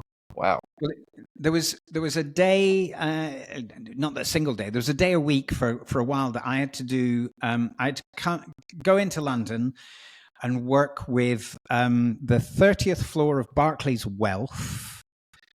Bank Wealth in the morning, and then in the afternoon I had to go to LAMDA, which is the London Academy of Music and Dramatic Art. So I had to deal with a whole bunch of men, mainly in their mid-50s, all in business suits in the morning, and then I had to work with young people in their early 20s in the afternoon, who were very much left-leaning politically, early 20s people. And so I'd have to take a change of clothes because I can't rock up in a business suit to work with people in their 20s. Oh my God, I've never heard that. I'd take my jeans and a t-shirt and what have you, and I do a changeover because if I walked in being the man, they would never do what I asked them to do, right? Wow. And my big thing working with young actors, because it's a vicious and nasty world. It's a wonderful art form, Joe, but it's a vicious business. And I know how manipulated young actors get by both men and women who are older than them, who use them from a professional purpose and also for other purposes I've seen. And my thing is empowering people to be able to make their choice and know what it is they're doing, and also know when they're being manipulated by agents, by casting directors, and no, you're totally right. I've been approached by many, and their concern was asking if my orientation more than anything. Oh wow. What, are they really presumptive? Yeah, it's very strange. I don't know why. That's the main topic, but I'm like, good, no need for anything. No, I once had a semi-celebrity come up to me and say, when I was 18 and I was in youth theatre, he came up to me and said, "Come back to my caravan and I'll get you into RADA." I'm like, I think I'll do that by myself. If it takes a van, I'll get one. Wow. But I wasn't up for that on that day. Do you know what I mean? Yeah. It's like, no, I don't think I want to play that game. Which is probably a lot more common than we're aware of, huh? Oh, I absolutely. And the thing is, that we've had a couple of scapegoats who've gone to prison recently in the US who are really obvious abusers, but that actually doesn't mean that anything has actually changed in terms of the usage of young people in Hollywood, in UK, in the theatre and television industry. I'm sure the worst people, hellish stuff goes on for people. It's not what the industry claims it is to the world from the perspective of the outcomes that they show people in cinemas or on television. Yeah, I'm sure we don't even see the worst of the worst people. They're probably not even public, so we have no idea. And I guess continuing on controversial perspectives, how do you respond to critics who say focusing too much? Oh wait, nope, got that one. Can the pressure to be seen and heard contribute to workforce or workplace stress and burnout? How can you balance it? Yes. I think the way that I kind of approach that, and remember, I'm working more with women than I am with men, and women have in many ways an advantage of all of those neural pathways being equally distributed. So actually, when they're making a decision, they're looking at the entirety of their lives. And lovely client who's also now a friend of mine. When we started work, and I got her to ask that question, going to the boss, what do you need to see, da da da, and it's a, to kind of go back to that idea, it's a question that's designed to give specific feedback, because people are typically terrible at giving feedback unless you're specific. And we got what we needed, and we worked on it, and then they reneged on the deal. They promised her vice president, and then they gave it to someone else. And she came to me, and she was very unhappy in her work scenario. But I said, look, here's the thing, because she said, I'm on 150K, and I cannot afford to be on anything less. So, I said, look, that's fine. We can make that happen elsewhere. But so the main thing is you've got to have fun. I will help you lift your network outside of this organization, share your value, bide your time until you get what you want. Yeah. And so she went to an event with a really high level network. She was like given 4 job offers.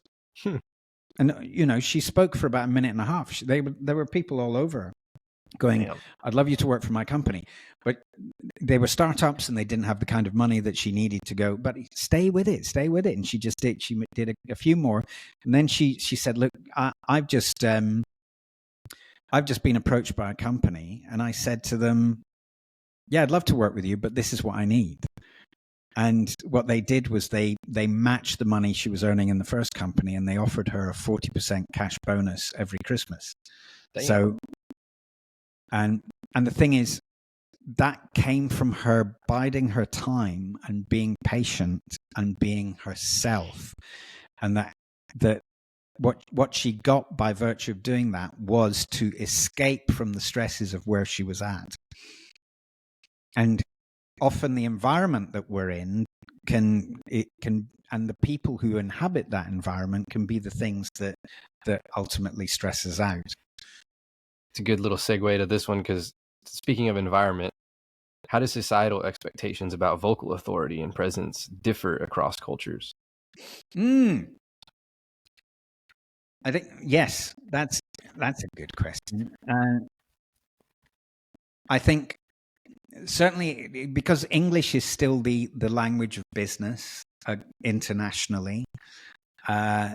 So it's like if I went, except in some countries, it's interesting. I've done a lot of work in Switzerland where people are like, sure, no problem, I speak English, or Holland, sure, no problem, speak English, and so they'll listen to me in English. But if I went to Germany, then I wouldn't have that kind of expectation. But I also think that people make cultural judgments on the basis of how a language sounds, or how English spoken with a certain accent sounds, like German being much more of a consonant sounding language.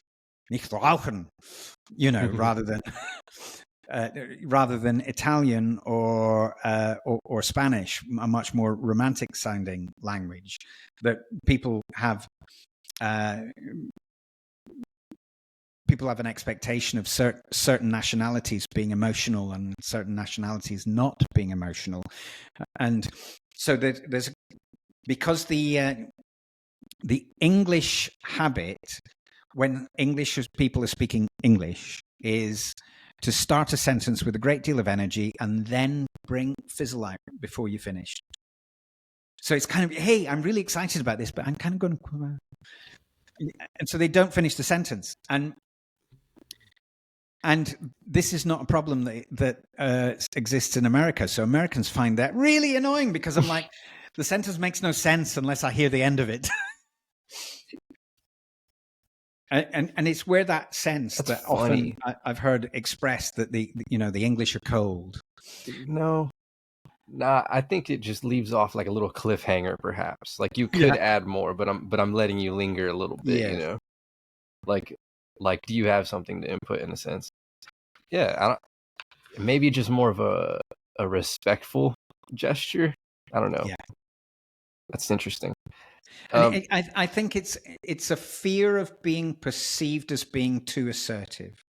That's a good way to put it. That's a good way to Right. put it. And you know, I'm from Scotland, and we've got the East Coast where we've got Edinburgh, where I'm from. We've got the West Coast, Glasgow. And I remember I used to take the train and do theatre productions in Glasgow. And Edinburgh, of course, was at one point conquered by the English. And so the Edinburgh people have the same habit of starting with a great deal of energy, but pulling me out before the end of the sentence. Interesting. But they don't have it in Glasgow. Like they know how to. So in Glasgow, they know how to finish the sentence. Right. So when you're in a bar and a big guy walks up to you and goes, "I think you'll find I was here first," you go, "Sure thing, no problem." Wow. Wow. Right? Because they know how to do the exclamation mark at the end of the last syllable of the word. Little Johnny Depp warrior voice. Yeah. Reflecting on your own career, what was a pivotal moment that challenged your own understanding of your voice? Maybe you found your own power. Yes. In my second year at Guildhall, it's a fascinating experience being at a drama school, which is about kind of pulling you apart and then putting you back together again. They spend a year making you kind of cut through your own bullshit. And it's not always a pleasant feeling. In fact, it's not at all a pleasant feeling. It's like you really have to confront who you are, and you have to decide whether you like who you are. You kind of really have to look at yourself in the mirror. And I remember at the beginning of the second year being completely lost about who I was. Why am I here? Why am I doing this? Do I even like to do this? Am I, does anyone like me? And I was going through this. I engaged in a romantic relationship with someone I absolutely should not have done, and it ended. We all got to do it. You got to do it, and it was sort of, and so I'd ended up in this cycle where. She would get back together with me on the Friday, and then we'd spend the weekend having a lot of fun. And then on the Monday, she'd dump me, and then I'd she had someone else on the other side of the world as well. It was so complicated and dramatic. I loved it because at the time, and I hated it at the time at the same time. And quite frankly, the sex was amazing. And so, and that became okay. Yeah. So on Friday, you go, okay, because I know what I'm going to have this weekend. Yep. But there was a kind of time. And so I was going through all of that. And then there was a point where I had to go, do you know what? I'm just not interested in playing this game anymore. When she rang me on the Friday and said, what are you doing tonight? And I despite all of my physical desires that were going on in my body, I was going, whatever I'm doing has nothing to do with you. I don't want you to call me again. I don't want you to be in touch. We'll and she was another drama student. I knew I had to be pleasant when I saw her in the corridor, but I'm like, we're going to be pleasant, but we're not going to talk. And then, oh God, all of this was going on. And then they were taking me apart, and I was la, la, la, la, and it was deeply, deeply kind of razor blade painful. No. Do you know what I mean? Yeah. And then I had to look at myself in the mirror, and I sort of went to Patsy Rodenberger's, and we had a long walk and a long talk, and she shared a lot of stuff with me at the time, and I realized, I'm actually, in many ways, I'm not that special. I'm having an experience that almost all humans have, who dare to look at themselves and dare to make something of themselves in a world other than just fit into the cubicle. Do you know what I mean by that? Yeah. In terms of like just finding your voice, is that what you're trying to get at? Like, yeah, I mean, for many people, they won't need to find their voice because they're quite happy to be, to do the 9 to 5 and just fit in.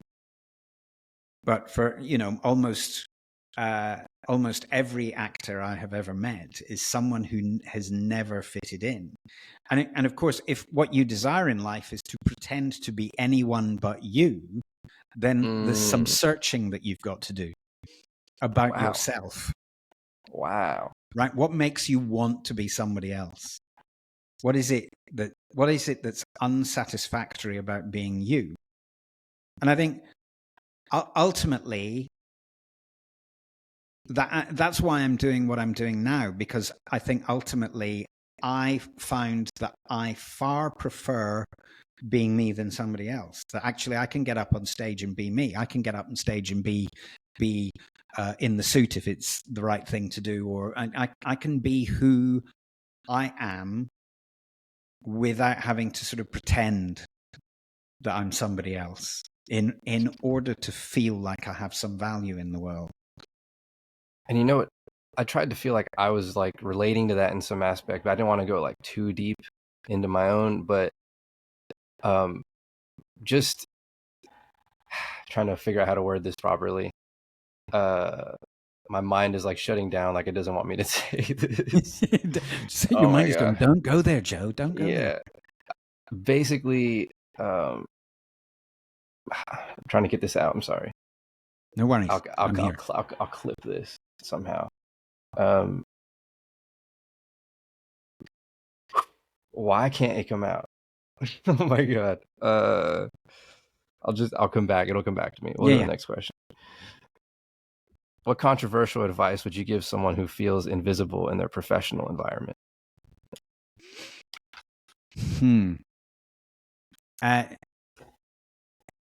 Controversial advice. Yes, it's not what you think it is. It's not that men, and I'm speaking specifically to women here, it's not that men are against you.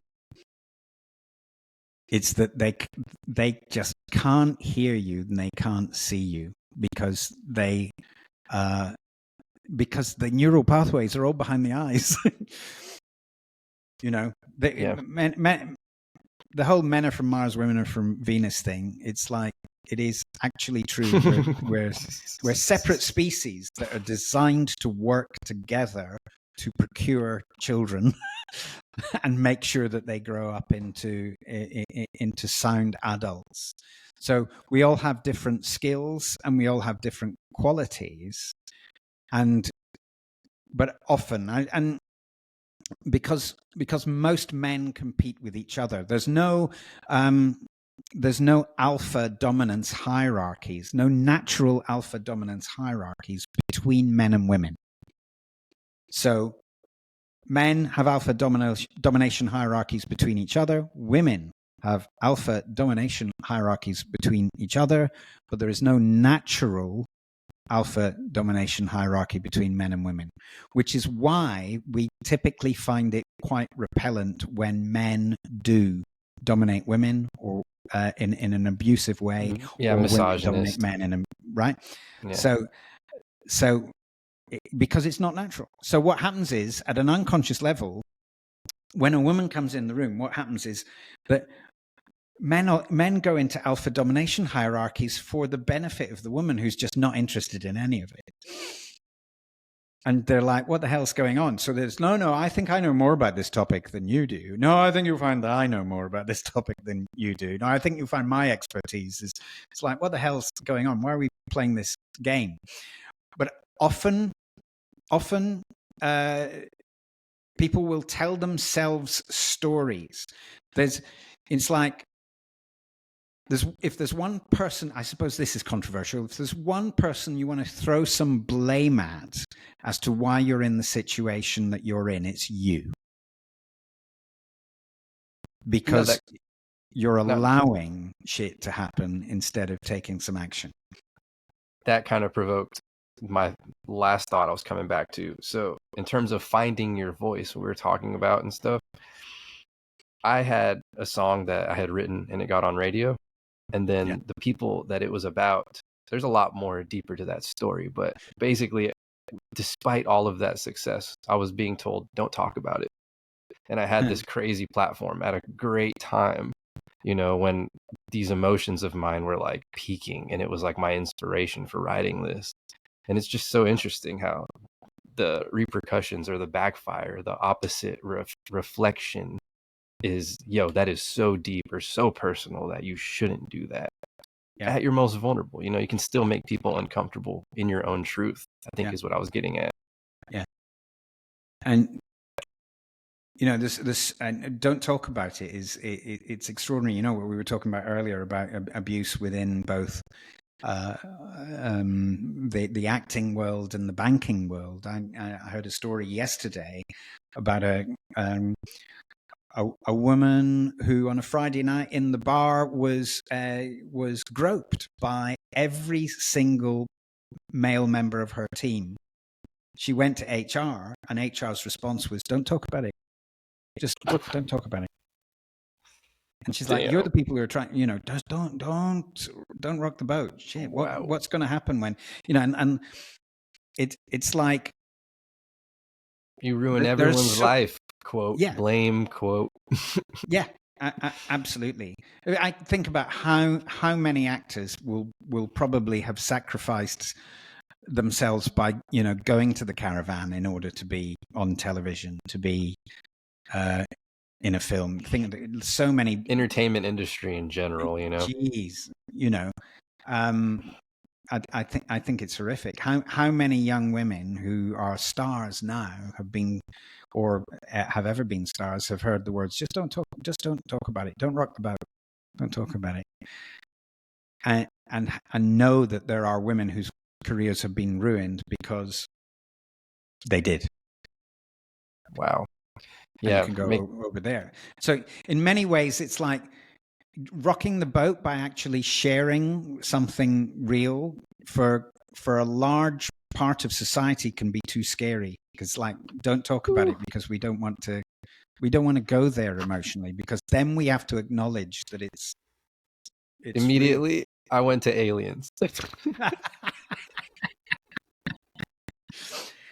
I love it. How does embracing one's unique vocal style play into the broader narrative of authenticity and personal branding? That's a big one. That is a big one. I go back again to saying, when I work with people, I want them to be themselves more. So I never want to create like a corporate robot or someone who's effective, but just be you. Right? I was working with 10 female entrepreneurs yesterday, and they all had to pitch for money, and they only had 3 minutes, and they were just trying to get as much information as possible. 3 minutes. I'm like, right, forget all that. Just be you, right? Just relax and be you. Just let go of all this stuff that's about chasing the outcome. Just know it's in the back of the head, and go, look, this is my intention today. And you let your intention be to be you. And let's share you. And so it's like connecting with your voice and opening up the entirety of your voice. So you've got access to whatever note you want to use. You then get to choose. But you get to choose at an unconscious level. You don't get to go, today I'm going to use my warrior voice. You get to go, you get your unconscious mind, who you have trained now to be a support rather than a critic. Interesting. And that's key, to be able to see the world as it is rather than worse, or equally as bad, better. The thing about being too agreeable and the slingshot to... Is that another way of living in the moment? Quote? Yeah, it is. Wow. How it ties into everything. I love it. Where do you see the future of communication training headed in the next decade, especially with technology advancements? I know we talked about briefly, Yeah, it's that that's a good question, because a couple of years ago, I trialed using this virtual headset that I got from a German company. Really amazing piece of tech. Wow. That I thought, and my business partner in Switzerland thought, was going to be like the big thing. And it's like, it's a VR set, you stick it on, and you can be in an auditorium of like 3 different sizes. You can speak to a boardroom of 10. You can speak to a lecture hall. You can speak to a theater of 500 people. You choose. And then you can upload slides, and you can practice, and the AI in the headset will give you all sorts of feedback on all sorts of, quality of voice, tonality shift, Wow. clarity, volume. And I started handing these out to clients. They never used them. They maybe used them for a week and they thought, oh, they're really cool. This is really cool, right? For a week. And then they never used them again. And so it's like when I said people now think of AI as a cure-all for everything. I don't think that's going to last. I think it'll just, the sooner it becomes a servant, the better. And I know it's always going to be, it's always going to become more and more advanced as we go. Like ultimately, I think what will happen is that real human communication between human beings, that's going to come back into style. I guess that's a technical segue in terms of the philosophical changes you anticipate how we teach and value communication. Yeah. I don't think we do at the moment, particularly. Interesting. I don't think we do. And, it's interesting coming from the UK is really an oral tradition, and our great hero is William Shakespeare. And, I mean, to be honest, I didn't know it was a profession until I got you on the show. Thank you. I didn't know it was a thing. That was cool. That's why I was like, oh, this is going to be interesting. But in terms of education, in terms of people, imagine what it would be like if people at school were taught that there is worth in speaking. Yeah, just as important as writing, right? It's kind of rude. Yeah. And there's worth in sharing your opinion, and there's worth in debate. It's like because people have no social filters when they're on Twitter. And it's like, I don't like Star Wars, and underneath you get, you're a groomer, What the hell? Yeah. No profile picture, but okay. Yeah, because people can hide, and therefore that's why people say anything online. But it also becomes a social contagion that then moves into real life, and then people are unable to debate and go, hey, do you know what? You've got your opinion, I've got mine, but we're going to talk about it like grown-ups. Yeah. And what's crazy is I love the block button, but I also don't live in an echo chamber. You know what I mean? Yes. I'm not just reinforcing my own opinion all day like most of these accounts do. They block people and then don't let them respond. Yeah. But hilarious. In many ways, I think my thing about social media is be a contributor, but don't be a consumer, really. Because seriously, you can waste a lot of time, disappear. Yeah. Yeah. It's like when my son gets into the bath, he's like, 2 hours later, I'm like, are you coming downstairs? And he's like, well, I've only been here 10 minutes. No, it's 2 hours. Wow. And it's the social media is like the same. Yeah. Time flies especially faster when you're younger, I feel. Yeah. Well, yeah. Or you don't notice how it goes. It feels like it doesn't, but you don't notice how it flies. How do advances in AI and machine learning impact the traditional skills of speaking and persuasion? Again, that's an interesting thing. Machine learning. I put a lot of stuff online and a lot of free. I've got a free training online. I've also got some training materials online, and I've got a course that I sell online. And of course, everyone listening is very welcome to the free stuff if they want it. But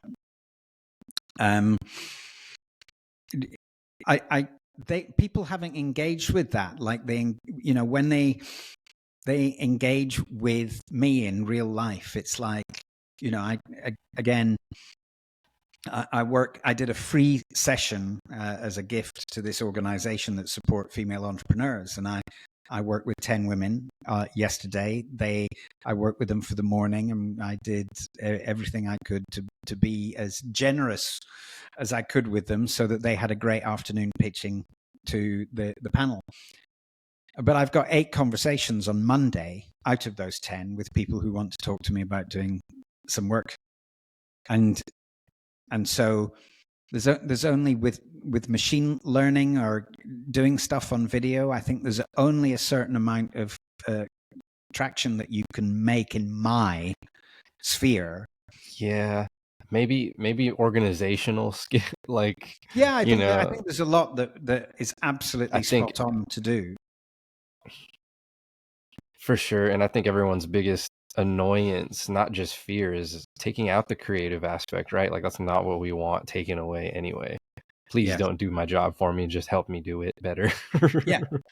But the other thing is, especially when you're engaging with a computer, you just don't want to make the whole thing like soul destroying in terms of, oh, I just need to take this button and then Yeah, I'll it's just pass. monotonous at that point. Wow. Yeah. Wow, full circle, here we come again. Yep. Oh my gosh. What legacy do you hope your work will leave in the realm of professional development and communication? Well, I guess the legacy that I know that will outlast me is the book, and the video stuff that's up there as well. But there's two kinds of legacies. There's the legacy that I leave for my family, and in particular for my children to move on. And that legacy would be that they are capable and strong in terms of their belief in themselves to do what they want, and that they can navigate life without feeling anxiety all the time. I mean, you can't eliminate anxiety completely, but and the other legacy is the legacy for the larger, everyone else in the world is, I suppose, be yourself. Just be yourself, because there'll never be another you ever in this world. There may be some people who look like you, and there may be some people who sound like you,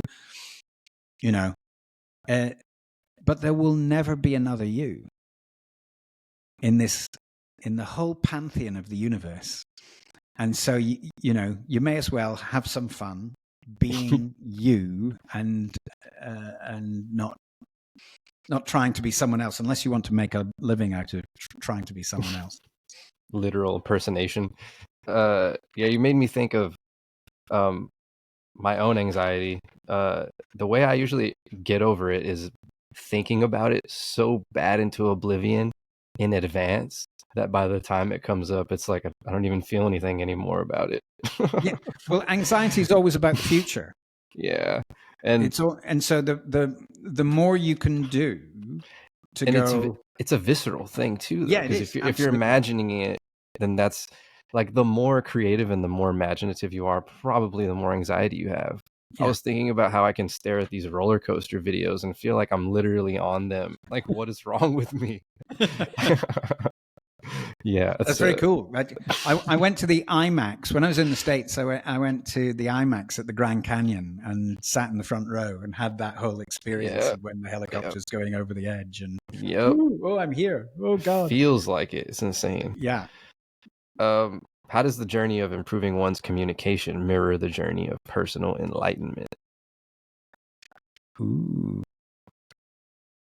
The more you can effectively, well, actually, we come back to thinking, Joe. It's like to be able to speak and to be able to articulate thought in speech effectively. You have to be able to think, and lots of people don't know how to think. You've got to really, really work to think, to kind of work stuff out.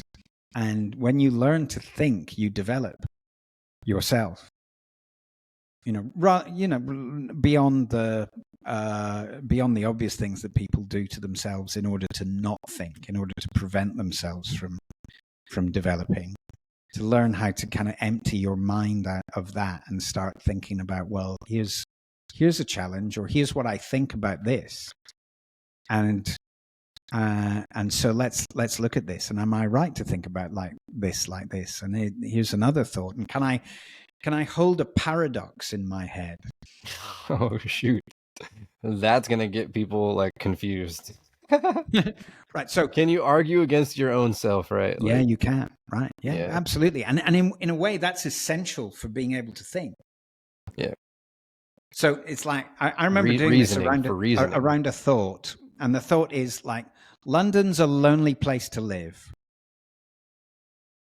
right? And it's true and it's not true at the same time. It's a paradox because one, there's so many people, you're never alone, right? Mm-hmm. But on the other hand, there's so many people that you kind of often feel alone, and so you can kind of argue those two points in your head in order to find a way forward out of how do I live my life best whilst I'm in London, which I did for about 20 or so years. Wow. Wow. Which is really just the coming to acceptance, I guess. Yeah. Yes, but in a way, you can only find that middle ground of acceptance by looking at the extremities. In the same way, with the voice, you can only find a natural center by searching for the extremities of the highest notes and the lowest notes. Interesting. So it's an interesting game of debate. Can you discuss a moment when helping someone find their voice felt like a transformative experience for you as a coach personally? I'm trying to think who was the first person in my life who got a big win out of the work that I did, where I went, whoa, this is extraordinary. Oh yeah, I think probably I had a client who was a woman who kept fainting. Whoa.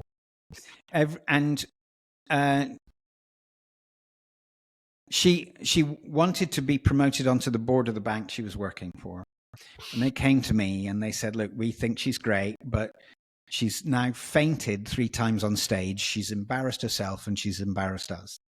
So it isn't going to happen until this is solved. And she'd worked with 12 in-house coaches. Wow. Before I came along. This is a good one. So I hired a theatre space, and we had a little chat together in the auditorium. Then I sent her on stage, and then what I watched was her standing on stage doing this. Oh no! So she no oxygen. Stopped breathing. So that it's a belief that if you stop breathing, you stop feeling the anxiety. Because the anxiety is often in the stomach and the butterflies in the stomach. Wow. Interesting. Yeah. So then people think that's why the breath rises to the chest for most people, because, I don't want to touch off that thing that's going on in my stomach that makes me, feel weird. And she'd like stopped it so completely that bang, she would drop. And so I taught her how to breathe. Wow. Whilst under duress. And 6 months later, she called me and she said, look, I'm on the board now. I'm the first woman on the board. Whoa. And she said, lots of people are trying to claim credit, but none of it would have been possible without all 12 of them. yeah, all 12 of them trying to claim credit. She said it was the work you and I did is why it happened. And that's when I went, okay. Wow. This is important work. No seduction going on here, huh? None. So what do you think actually did resonate though? Like differently? For her? Because how do you explain 12 other people not being able to, just say, hey, breathe? Yes. Well, I think 12 other people had concentrated on content. Oh, wow. Maybe if she's more comfortable, maybe she feels she's going to forget it. No. No one's noticed that she's not breathing. We don't assume our common motor skill is just shut down or not working. Yeah. And that's causing everything else to go out of whack. Yeah. Well, fainting is human rebooting. So it's an assumption that the person has anxiety when it's probably further than that. It's like, no, they're literally not breathing. Yeah, they're not breathing. And so what happens is the brain goes, reboot. It just shuts down. Wow. And then it brings you Overheats. back. Because what happens, someone goes, whoa, they drop, and then a couple of minutes later, they're like, whoa, what happened? It's just a reboot. Because when you come back, you'll be breathing, because you won't be thinking about the thing that made you stop breathing. By which time someone will probably have moved you from the stage anyway, so you're out of danger. It's that tricky little hypothalamus going, you're alive. What are you talking about? She brings a medic to her shows with her now on the side of the stage. Luckily, she doesn't need it anymore. But totally kidding. Yeah, she's like, oh wow, breathing. I never thought about that. No, neither has anyone else in this conversation. But it's God. It's as an stillness. Everything always comes back to it. Yeah. As an actor, I thought it was interesting. I left drama school and I started my own theatre company. I started working as a director. And when I started working as a director, I noticed, I can see the whole picture, which when you're on stage, you can't, right? So I can direct actors on a stage and say, hey, Sean, can you step forward like one step and you'll be in light and everything you're doing will be seen and heard. But where you're doing it now, it's going to waste. I can look at another actor and go, oh, okay, this is interesting. I know what that person needs right now in order to do what they're trying to do better. I can look at someone else and go, she needs something completely different. She needs, because there's, in many ways, being at Guildhall, I was very lucky because we studied so many different disciplines of theatre creation, Russian, Japanese, Chinese, Indian, the American method, the oral tradition of. I thought singing in another language was cool, but go on. But kind of being able to go, okay, everyone's individual and everyone in some way reveals what they need through their physicality, through their tonality, through how they construct language.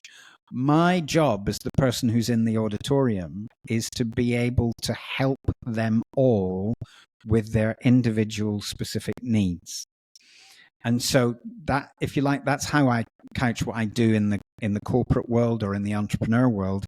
I can see the entirety of your world. You can't see it because you're in it. Wow. That's why the 12 internal coaches didn't see it, because they're in the world. That's a good point. I definitely feel like that from working at many different corporations. Like you see a little bit under every hood and you have an idea of how they all operate differently. So when you go work for a new one, you're like, well, all my collective experience says you could be doing this better, Yeah, I get what you're saying. You start to notice the things that seem out of place. Yes. When they wouldn't, because they're there every day. It's like someone who's losing weight and you see them months later, Yes. As opposed to the person that works with them, they really don't notice the difference. Yeah. Wow. When you're on stage, you can be blinded by the light even when you're not in light. So it's difficult to tell unless you've got someone who can go one step forward, boom, that's your mark. In a literal and metaphorical sense. I like it. It's a good one. Coming down the last few questions here. What does it mean to truly be heard in a world where everyone is trying to amplify their own voice? Oh, isn't it noisy? Yes. It is, yes. It's harder to stand out than ever, I'm sure. It is, and you're right, absolutely. And that's why I kind of think choose to stand out in the offline space first. Wow. And I suppose speaking to entrepreneurs and people who maybe want to create a personal brand through a business, you have to create an offline reputation that is strong and clear before you move into the online space. Because it's going online when you have no clarity about your personal brand and what you stand for is very expensive. Ooh, music industry would love you. Come on over. Right. So you got to do it. You've got to create that sense of, where's your community? Who who really resonates with you, who is an advocate for you. Not just that, but you're talking local, right? Like not just anywhere. You're talking specifically where you're at. Start where they're right there. Wow. And then you get bigger from that. But the thing is that if you start local, you're not in a noisy space, and what's happening is you're getting the people who resonate with you. And your audience will build from the people who resonate with you, who talk to other people who likely have similar views or have similar feelings. Because they're a lot more likely to run into you in real life, too. There's an incentive to care, right? Yes. Interesting. That's an interesting incentive that I don't think is highlighted very much. Well, no, because we're constantly fed. We need to be online all the time. Actually, we don't need to be online all the time. Yes, you need to be online to a certain extent, but it's like I wouldn't put masses of energy into it until you've got a kind of following that's going to automatically build.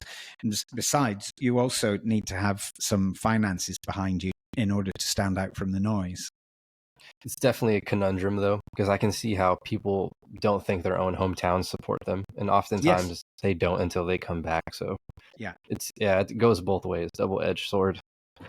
Sure. If you want to stand out from the crowd, then it's. Have you heard the expression "crabs in a bucket"? Oh yeah, everyone's fighting for the same opportunity. Yeah. Yeah, but do you know how to keep a crab in a bucket? If you and we have this thing called crabbing that we do in the UK. You take a bucket, you go to the seaside, you put a couple of crabs in. So if you've got one crab on its own in the bucket, it will escape and get back into the sea.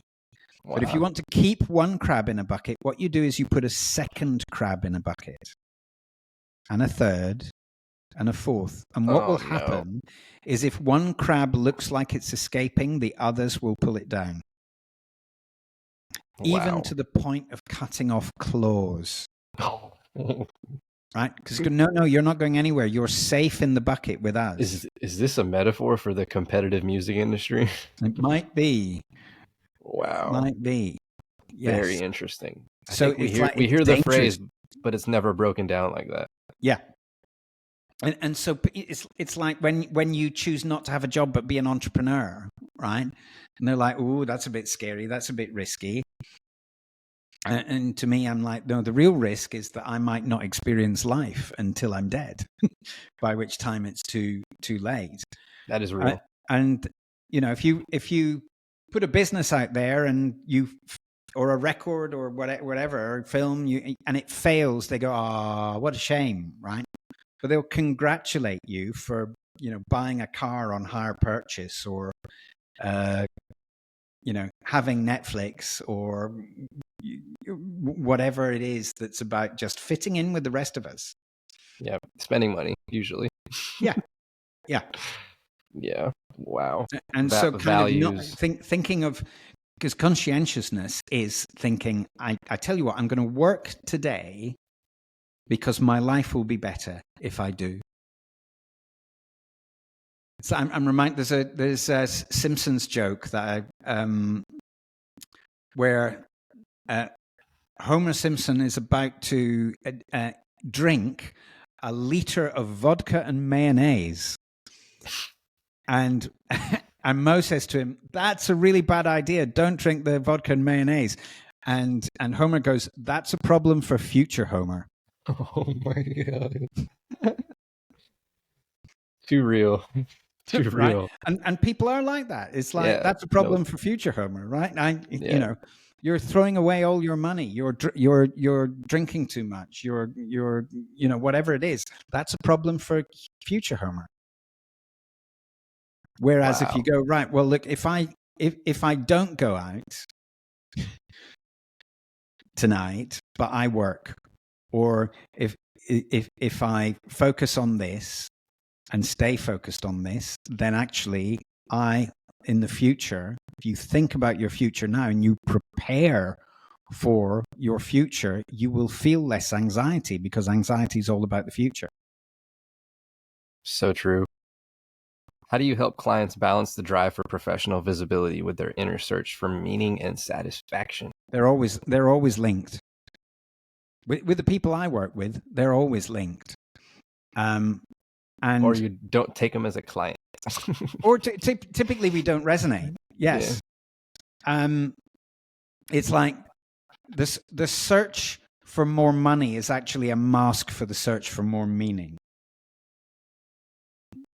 There's certainly more connection to satisfaction in what someone's doing.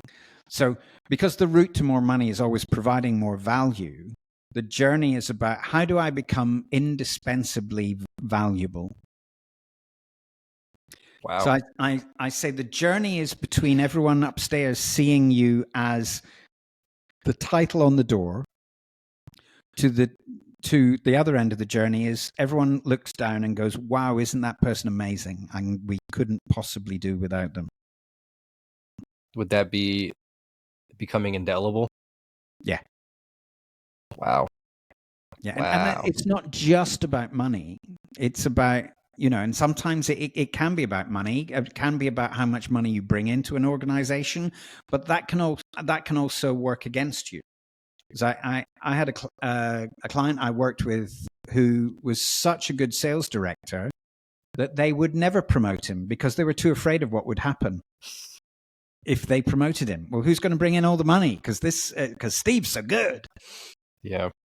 And it's funny because with technology, I feel like the answers are going to be more blatant and obvious as people are going to be more hesitant to accept that.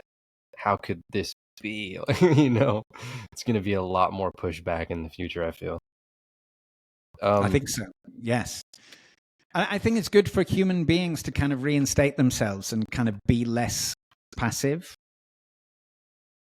and for each other as much as for themselves. I mean, it'd be nice to put our trust in machines that had our best intent at machine heart while we could focus on the things that we cared about, That's the ideal utopian world, though. What philosophical insights have you gained from your facing resistance in your coaching practices? I think that life's too short. Mm-hmm. I think I talked about a client. No, I haven't had this. I haven't mentioned it in this conversation. I had a client that that did nothing for 3 months with the work. They paid for it, and I went to them and I said, I think we should stop. You should stop paying me. This is not working. And wow. And just not seeing improvements? Is that what it was? Sure. Well, he wasn't doing anything. He was like, I was saying, look, I need you to do this exercise or I need you to do that. And then next time he'd go, oh, I didn't have time to do it. And I'm like, look, I'm going to ask you to stop paying me money. We're going to stop now. Because we could carry on for another 2-3 months, but how soon are you going to become resentful about the money you are spending and you're not getting the result? Because men are more likely to sort of pay for something and then go, why is it not done? True. And I can relate. And I'm like, well, actually, for you to get the result, you're actually going to have to do some work. And then they're like, what? What was that? I thought I paid you for something. Like you're going to wave a magic wand. Yeah. And women get that they have to put some work in. It's like, it's not a done for you service.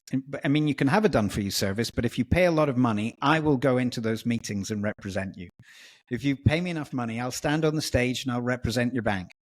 And I'll do it very well, but you need to pay me a lot of money. Or alternatively, you could pay me a little less money and I'll teach you how to do it.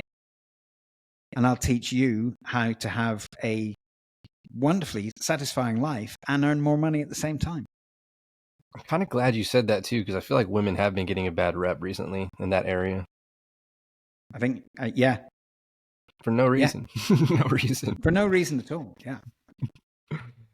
How does confronting our fears of public speaking reveal deeper truths about our self-concept and societal roles? I think we've talked a lot about this, haven't we, really, in terms of, who are the people who are willing to stand out from the norm of societal roles, and it kind of the risk is that you become the crab in the bucket that everyone's cutting the claws off. Yeah. But in terms of actualizing yourself in your journey through the world, you have to speak. You have to speak out. You've been given a voice, wherever it came from God, whatever. It's like, there's your route to being able to engage with other human beings. Wow. That's a good answer.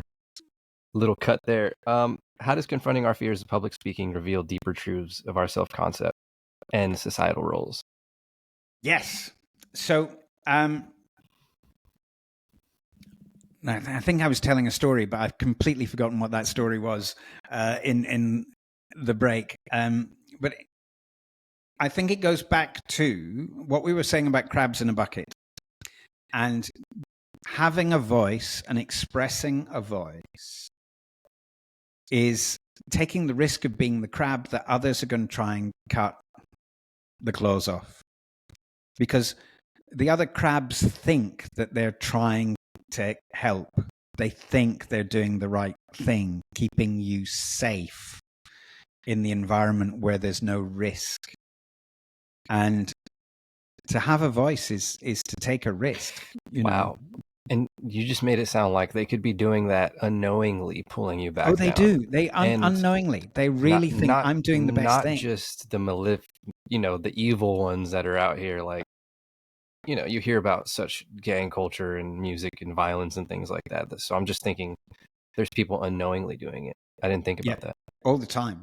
Look, parents do it to their children all the time. To keep them safe. Look, my parents were absolutely terrified about me when they were alive, because I didn't have a job. I ran my own thing. I was doing my own thing. I was doing something completely outside of the realm of their understanding of the world, which was, at that time, you need to get a nice stable job so you can have a house. Wow. And I chose to go a different way, and they wanted to be supportive, and in a way they were very supportive. I'm very grateful to my parents, but they didn't, they were from a different time and a different understanding of how life was supposed to be.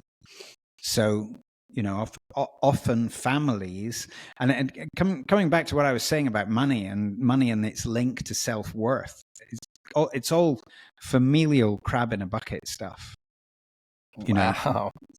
Going, you don't want to run your own business. You wouldn't be able to handle that. But, sure, get a nice Jeep on hire purchase for the next 7 years or whatever it is. And not knowing anything about business or write-offs and taxes, things like that. Yeah. Well, you can learn all of that if you want to. And you can develop who you are. Running a business is a great way of developing who you are around every single aspect of running life. I think the misconception is people always think that they need to have a product or be selling something or be driving revenue if there's a point of making a business. But I'm over here coming up with concepts all the time. So yes. An idea can run with a lot. You can get money with an idea, Yes. Yeah. What are some of the most controversial outcomes of your coaching methods that you've encountered? Depends what do you call controversial then, really? Because it's like, what is the controversial thing? Is that someone's screaming, "That's unethical, sir." Oh, yes. No, it wasn't with a client. But I remember, I remember someone. I was talking about using neuro-linguistic programming which is something I've got a qualification in, and it's I use a little bit of NLP, and I remember talking to this woman about it, and she said, "Oh, you're an emotional rapist, then, are you?" I was like, "Wow, okay, where did that come from?" The insecurity tapped. I tapped into something there, and which I immediately backed away from. But it's like almost any skill can be used for Right. good or for ill. So Right? true. I'm just You trying to you understand people better, lady. yeah. You can take a car and you can drive people in safety, or you can take a car and you can run people over. You can take a knife and use it to create a beautiful meal. You can take a knife and you can stick it in someone. No one It's like says that the driver's license is a license to kill, though, you know? we never thought about it that way. I'm behind the wheel of a car. I could be 007, licensed to Right? kill. Yeah. How do you help individuals reconcile the tension between personal authenticity and professional expectations? This is one of the main last questions I got. Mm. It's a value thing and values thing, because there's a level at which you can't false face. You can't go, okay, this is who I am personally, but professionally I'm somebody else. Otherwise, you're lying. You're acting a part. So you have to reconcile which bits of you have the same values as the organization that you might be with. Now, it's much easier for entrepreneurs, because for entrepreneurs, you get to work with the people who share the same values as you, because they buy your stuff, right? Mm-hmm. Or they That's true. become advocates for you. But Or sometimes in the corporate musicians, world, artists support artists, for example. yes, fascinating. Some artists support artists, and some artists are deeply jealous of artists. But they are their own biggest fans, is kind of what I was getting at, you know? Yeah. Your own peers in that aspect. Yes. And with acting's an extraordinary place. Which the acting as a methodology of work. I've always said actors have the worst money mindset of any people I've ever met in life. God. And wow. Because they're the only people who will spend money to go to the theater, to sit in the audience, to watch somebody else do a job that they auditioned for, and repeat the mantra in their own head, I could have done that. I could have done that. Wow. And that's a fair thought too, because I think hearing like horrible music on the radio encouraged me to want to make music, right? You're like, I can do that better, so do it. So do it. Yeah. And also actors have been taught to work for free in the vague hope that they might get paid work later, which opens a door to all kind of abuse. Wow. Of time and energy and all the rest of it, and wanting to please people in the hope that you might get, like it's like when I left drama college, about the only advice I had professionally was just be nice to everyone. It could not have been worse advice, because I was just nice to everyone, and then it turned out that when you're doing television programs, if you want a Winnebago, you don't get it by being nice to people. You get it by being demanding. You're making me think of, people who are successful, who have power, stature in the hierarchy. They probably deal with people telling them yes all the time, agreeable people that don't want to piss them off. So the only way you could stand out to anyone in a hierarchy important position is by actually standing on your own values. They'd be like, oh, this person believes in what they're saying, isn't afraid to go against me. And obviously that's easier said than done if you're, in a position where you have to succumb to their power or they have money over you. But it's just something to keep in mind of why it's important to be different and not be so agreeable all the time. Yeah, absolutely. I think about George Lucas, right? Made a movie in 1977 that changed the blockbuster forever, Star Wars, right? Mm-hmm. And then he made a trilogy, massively successful. Then he made a second trilogy, a little in the 90s. But the main difference was when he made Star Wars in 77, he was making it surrounded by people like Harrison Ford, who said things to him like, George, you can write this shit, but you can't make me say it. That's funny. And when he wrote the second trilogy, I'm going to put my twist on it. Is that what he's getting at? Yeah, it's like when he wrote the second trilogy, he was surrounded by people going, "Yes, sir, 3 bags full." Wow. And so one trilogy where he was surrounded by people who were less agreeable, who were going, look, we can't do it like this. We have to do it like this. Let's improve this. Let's take all of that energy of all those people together and make something that transforms, blockbuster cinema. And then the second time he tries to do it, he's surrounded by a bunch of yes men who then make this thing that's kind of like, meh, So when the second one comes out, everyone's like so inured by the first one. They're going, yeah, well, it's better than the first one. Instead of going, wow, that was like nothing I've ever seen before. Is there a lesson here for CEOs maybe in terms of openness? Yes, totally. What is it? Send them the message. So there's in the sales process, when you're selling something to someone, there comes a time when they try and test you. And you don't want to be agreeable. You want to push back against what they're doing to test you. So they might raise an objection. And if you're too nice in response to that objection, if you don't put it down, they will never work with you. Wow. Because you're a yes man and they can't trust you. But if you push back, it kind of shows you know what you're talking about. Yeah. They'll go, okay, then I can trust this person to tell me the truth.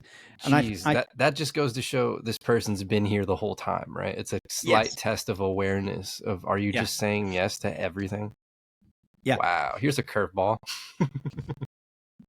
Yeah. And of course, the presumption is that you're going to say whatever it takes to get the business. Mm-hmm. And sometimes you go, no, I'm not. That is interesting. I guess people have to find methods if they're dealing with the same solicitations every day, right? So that's a good tactic there. Keep in mind. There's a lot to be said present. for making sure that when you're in the room, you're actually the least intelligent person there. You want to have around you people who go, you know what, George, you can write this shit, but you can't make me say it. Nice. Which I was trying to say comes back to authenticity, right? That's what lacked in the movie. Absolutely. Wow. Well, that pretty much wraps that. Coming to the last question is, what does it mean to you to be more than rich, and then anything you want to promote? Ooh. Well, I said money was about choice, and the choice is about how to live your life and live your life well. I think that there are so many marvelous aspects to this world. I mean, there's so many awful aspects to this world as well, but it's the paradox, isn't it? It's holding up that paradox of the two equal things and choosing how you want to live, and knowing that whatever contribution I've made, if I've improved other people's lives, then it's been worth it. That act has actually enriched my own life and been able to be something that I've been able to share and share personally with my family, and share with other people, and share through doing this podcast and things like this and the book, ways of just getting something out there. Because the purpose of the book was always to be able to help people without them having to spend a lot of money in order to get access to this stuff. Definitely promote it, share it, and the website, where to find it. Thank you. But I'm asking you to share the book and. Oh, are you? Okay. Yeah. Well, look, it's on Amazon, and it's on Amazon.com, and it's on Amazon.co.uk, and it's on all the Amazons. And the title of the book is "Be Seen, Be Heard, Get Paid What You Are Worth." Your personal website, social media, how to find you, email. Yeah, anything? I'm on speaktoshine.uk. And you will find me on LinkedIn, you'll find me on Twitter, you'll find me on Facebook, you'll find me on Instagram, you'll find me on TikTok, just using my name. I have a free training webinar, and it's speaktoshine.uk/free training-webinar. And if you go on that and you sign up for the free webinar, you get a PDF copy of the book as a freebie as well. And you also get the opportunity, if you really want it, to book into my calendar and spend a little one-to-one time with me. Wow, I learned a lot today, helping me find my own voice, obviously. So definitely appreciate it. I've loved talking with you, Joe. This has been a really good time. Yeah, definitely worth every jump back in here. So if there's any cuts, just we had a couple. Well, of I apologize issues. For my internet, and because don't worry about it. I tell you what, when you pay for the highest level of internet and then it keeps dropping, it's like it happens a few times a month over here. So I understand. Okay, but yeah, we'll be in touch. I'll let you know when this comes out. Thank you so much. I'll be sure to follow you. If I come to Austin, I will come and say hello. Absolutely. All right, David. Thanks for your time.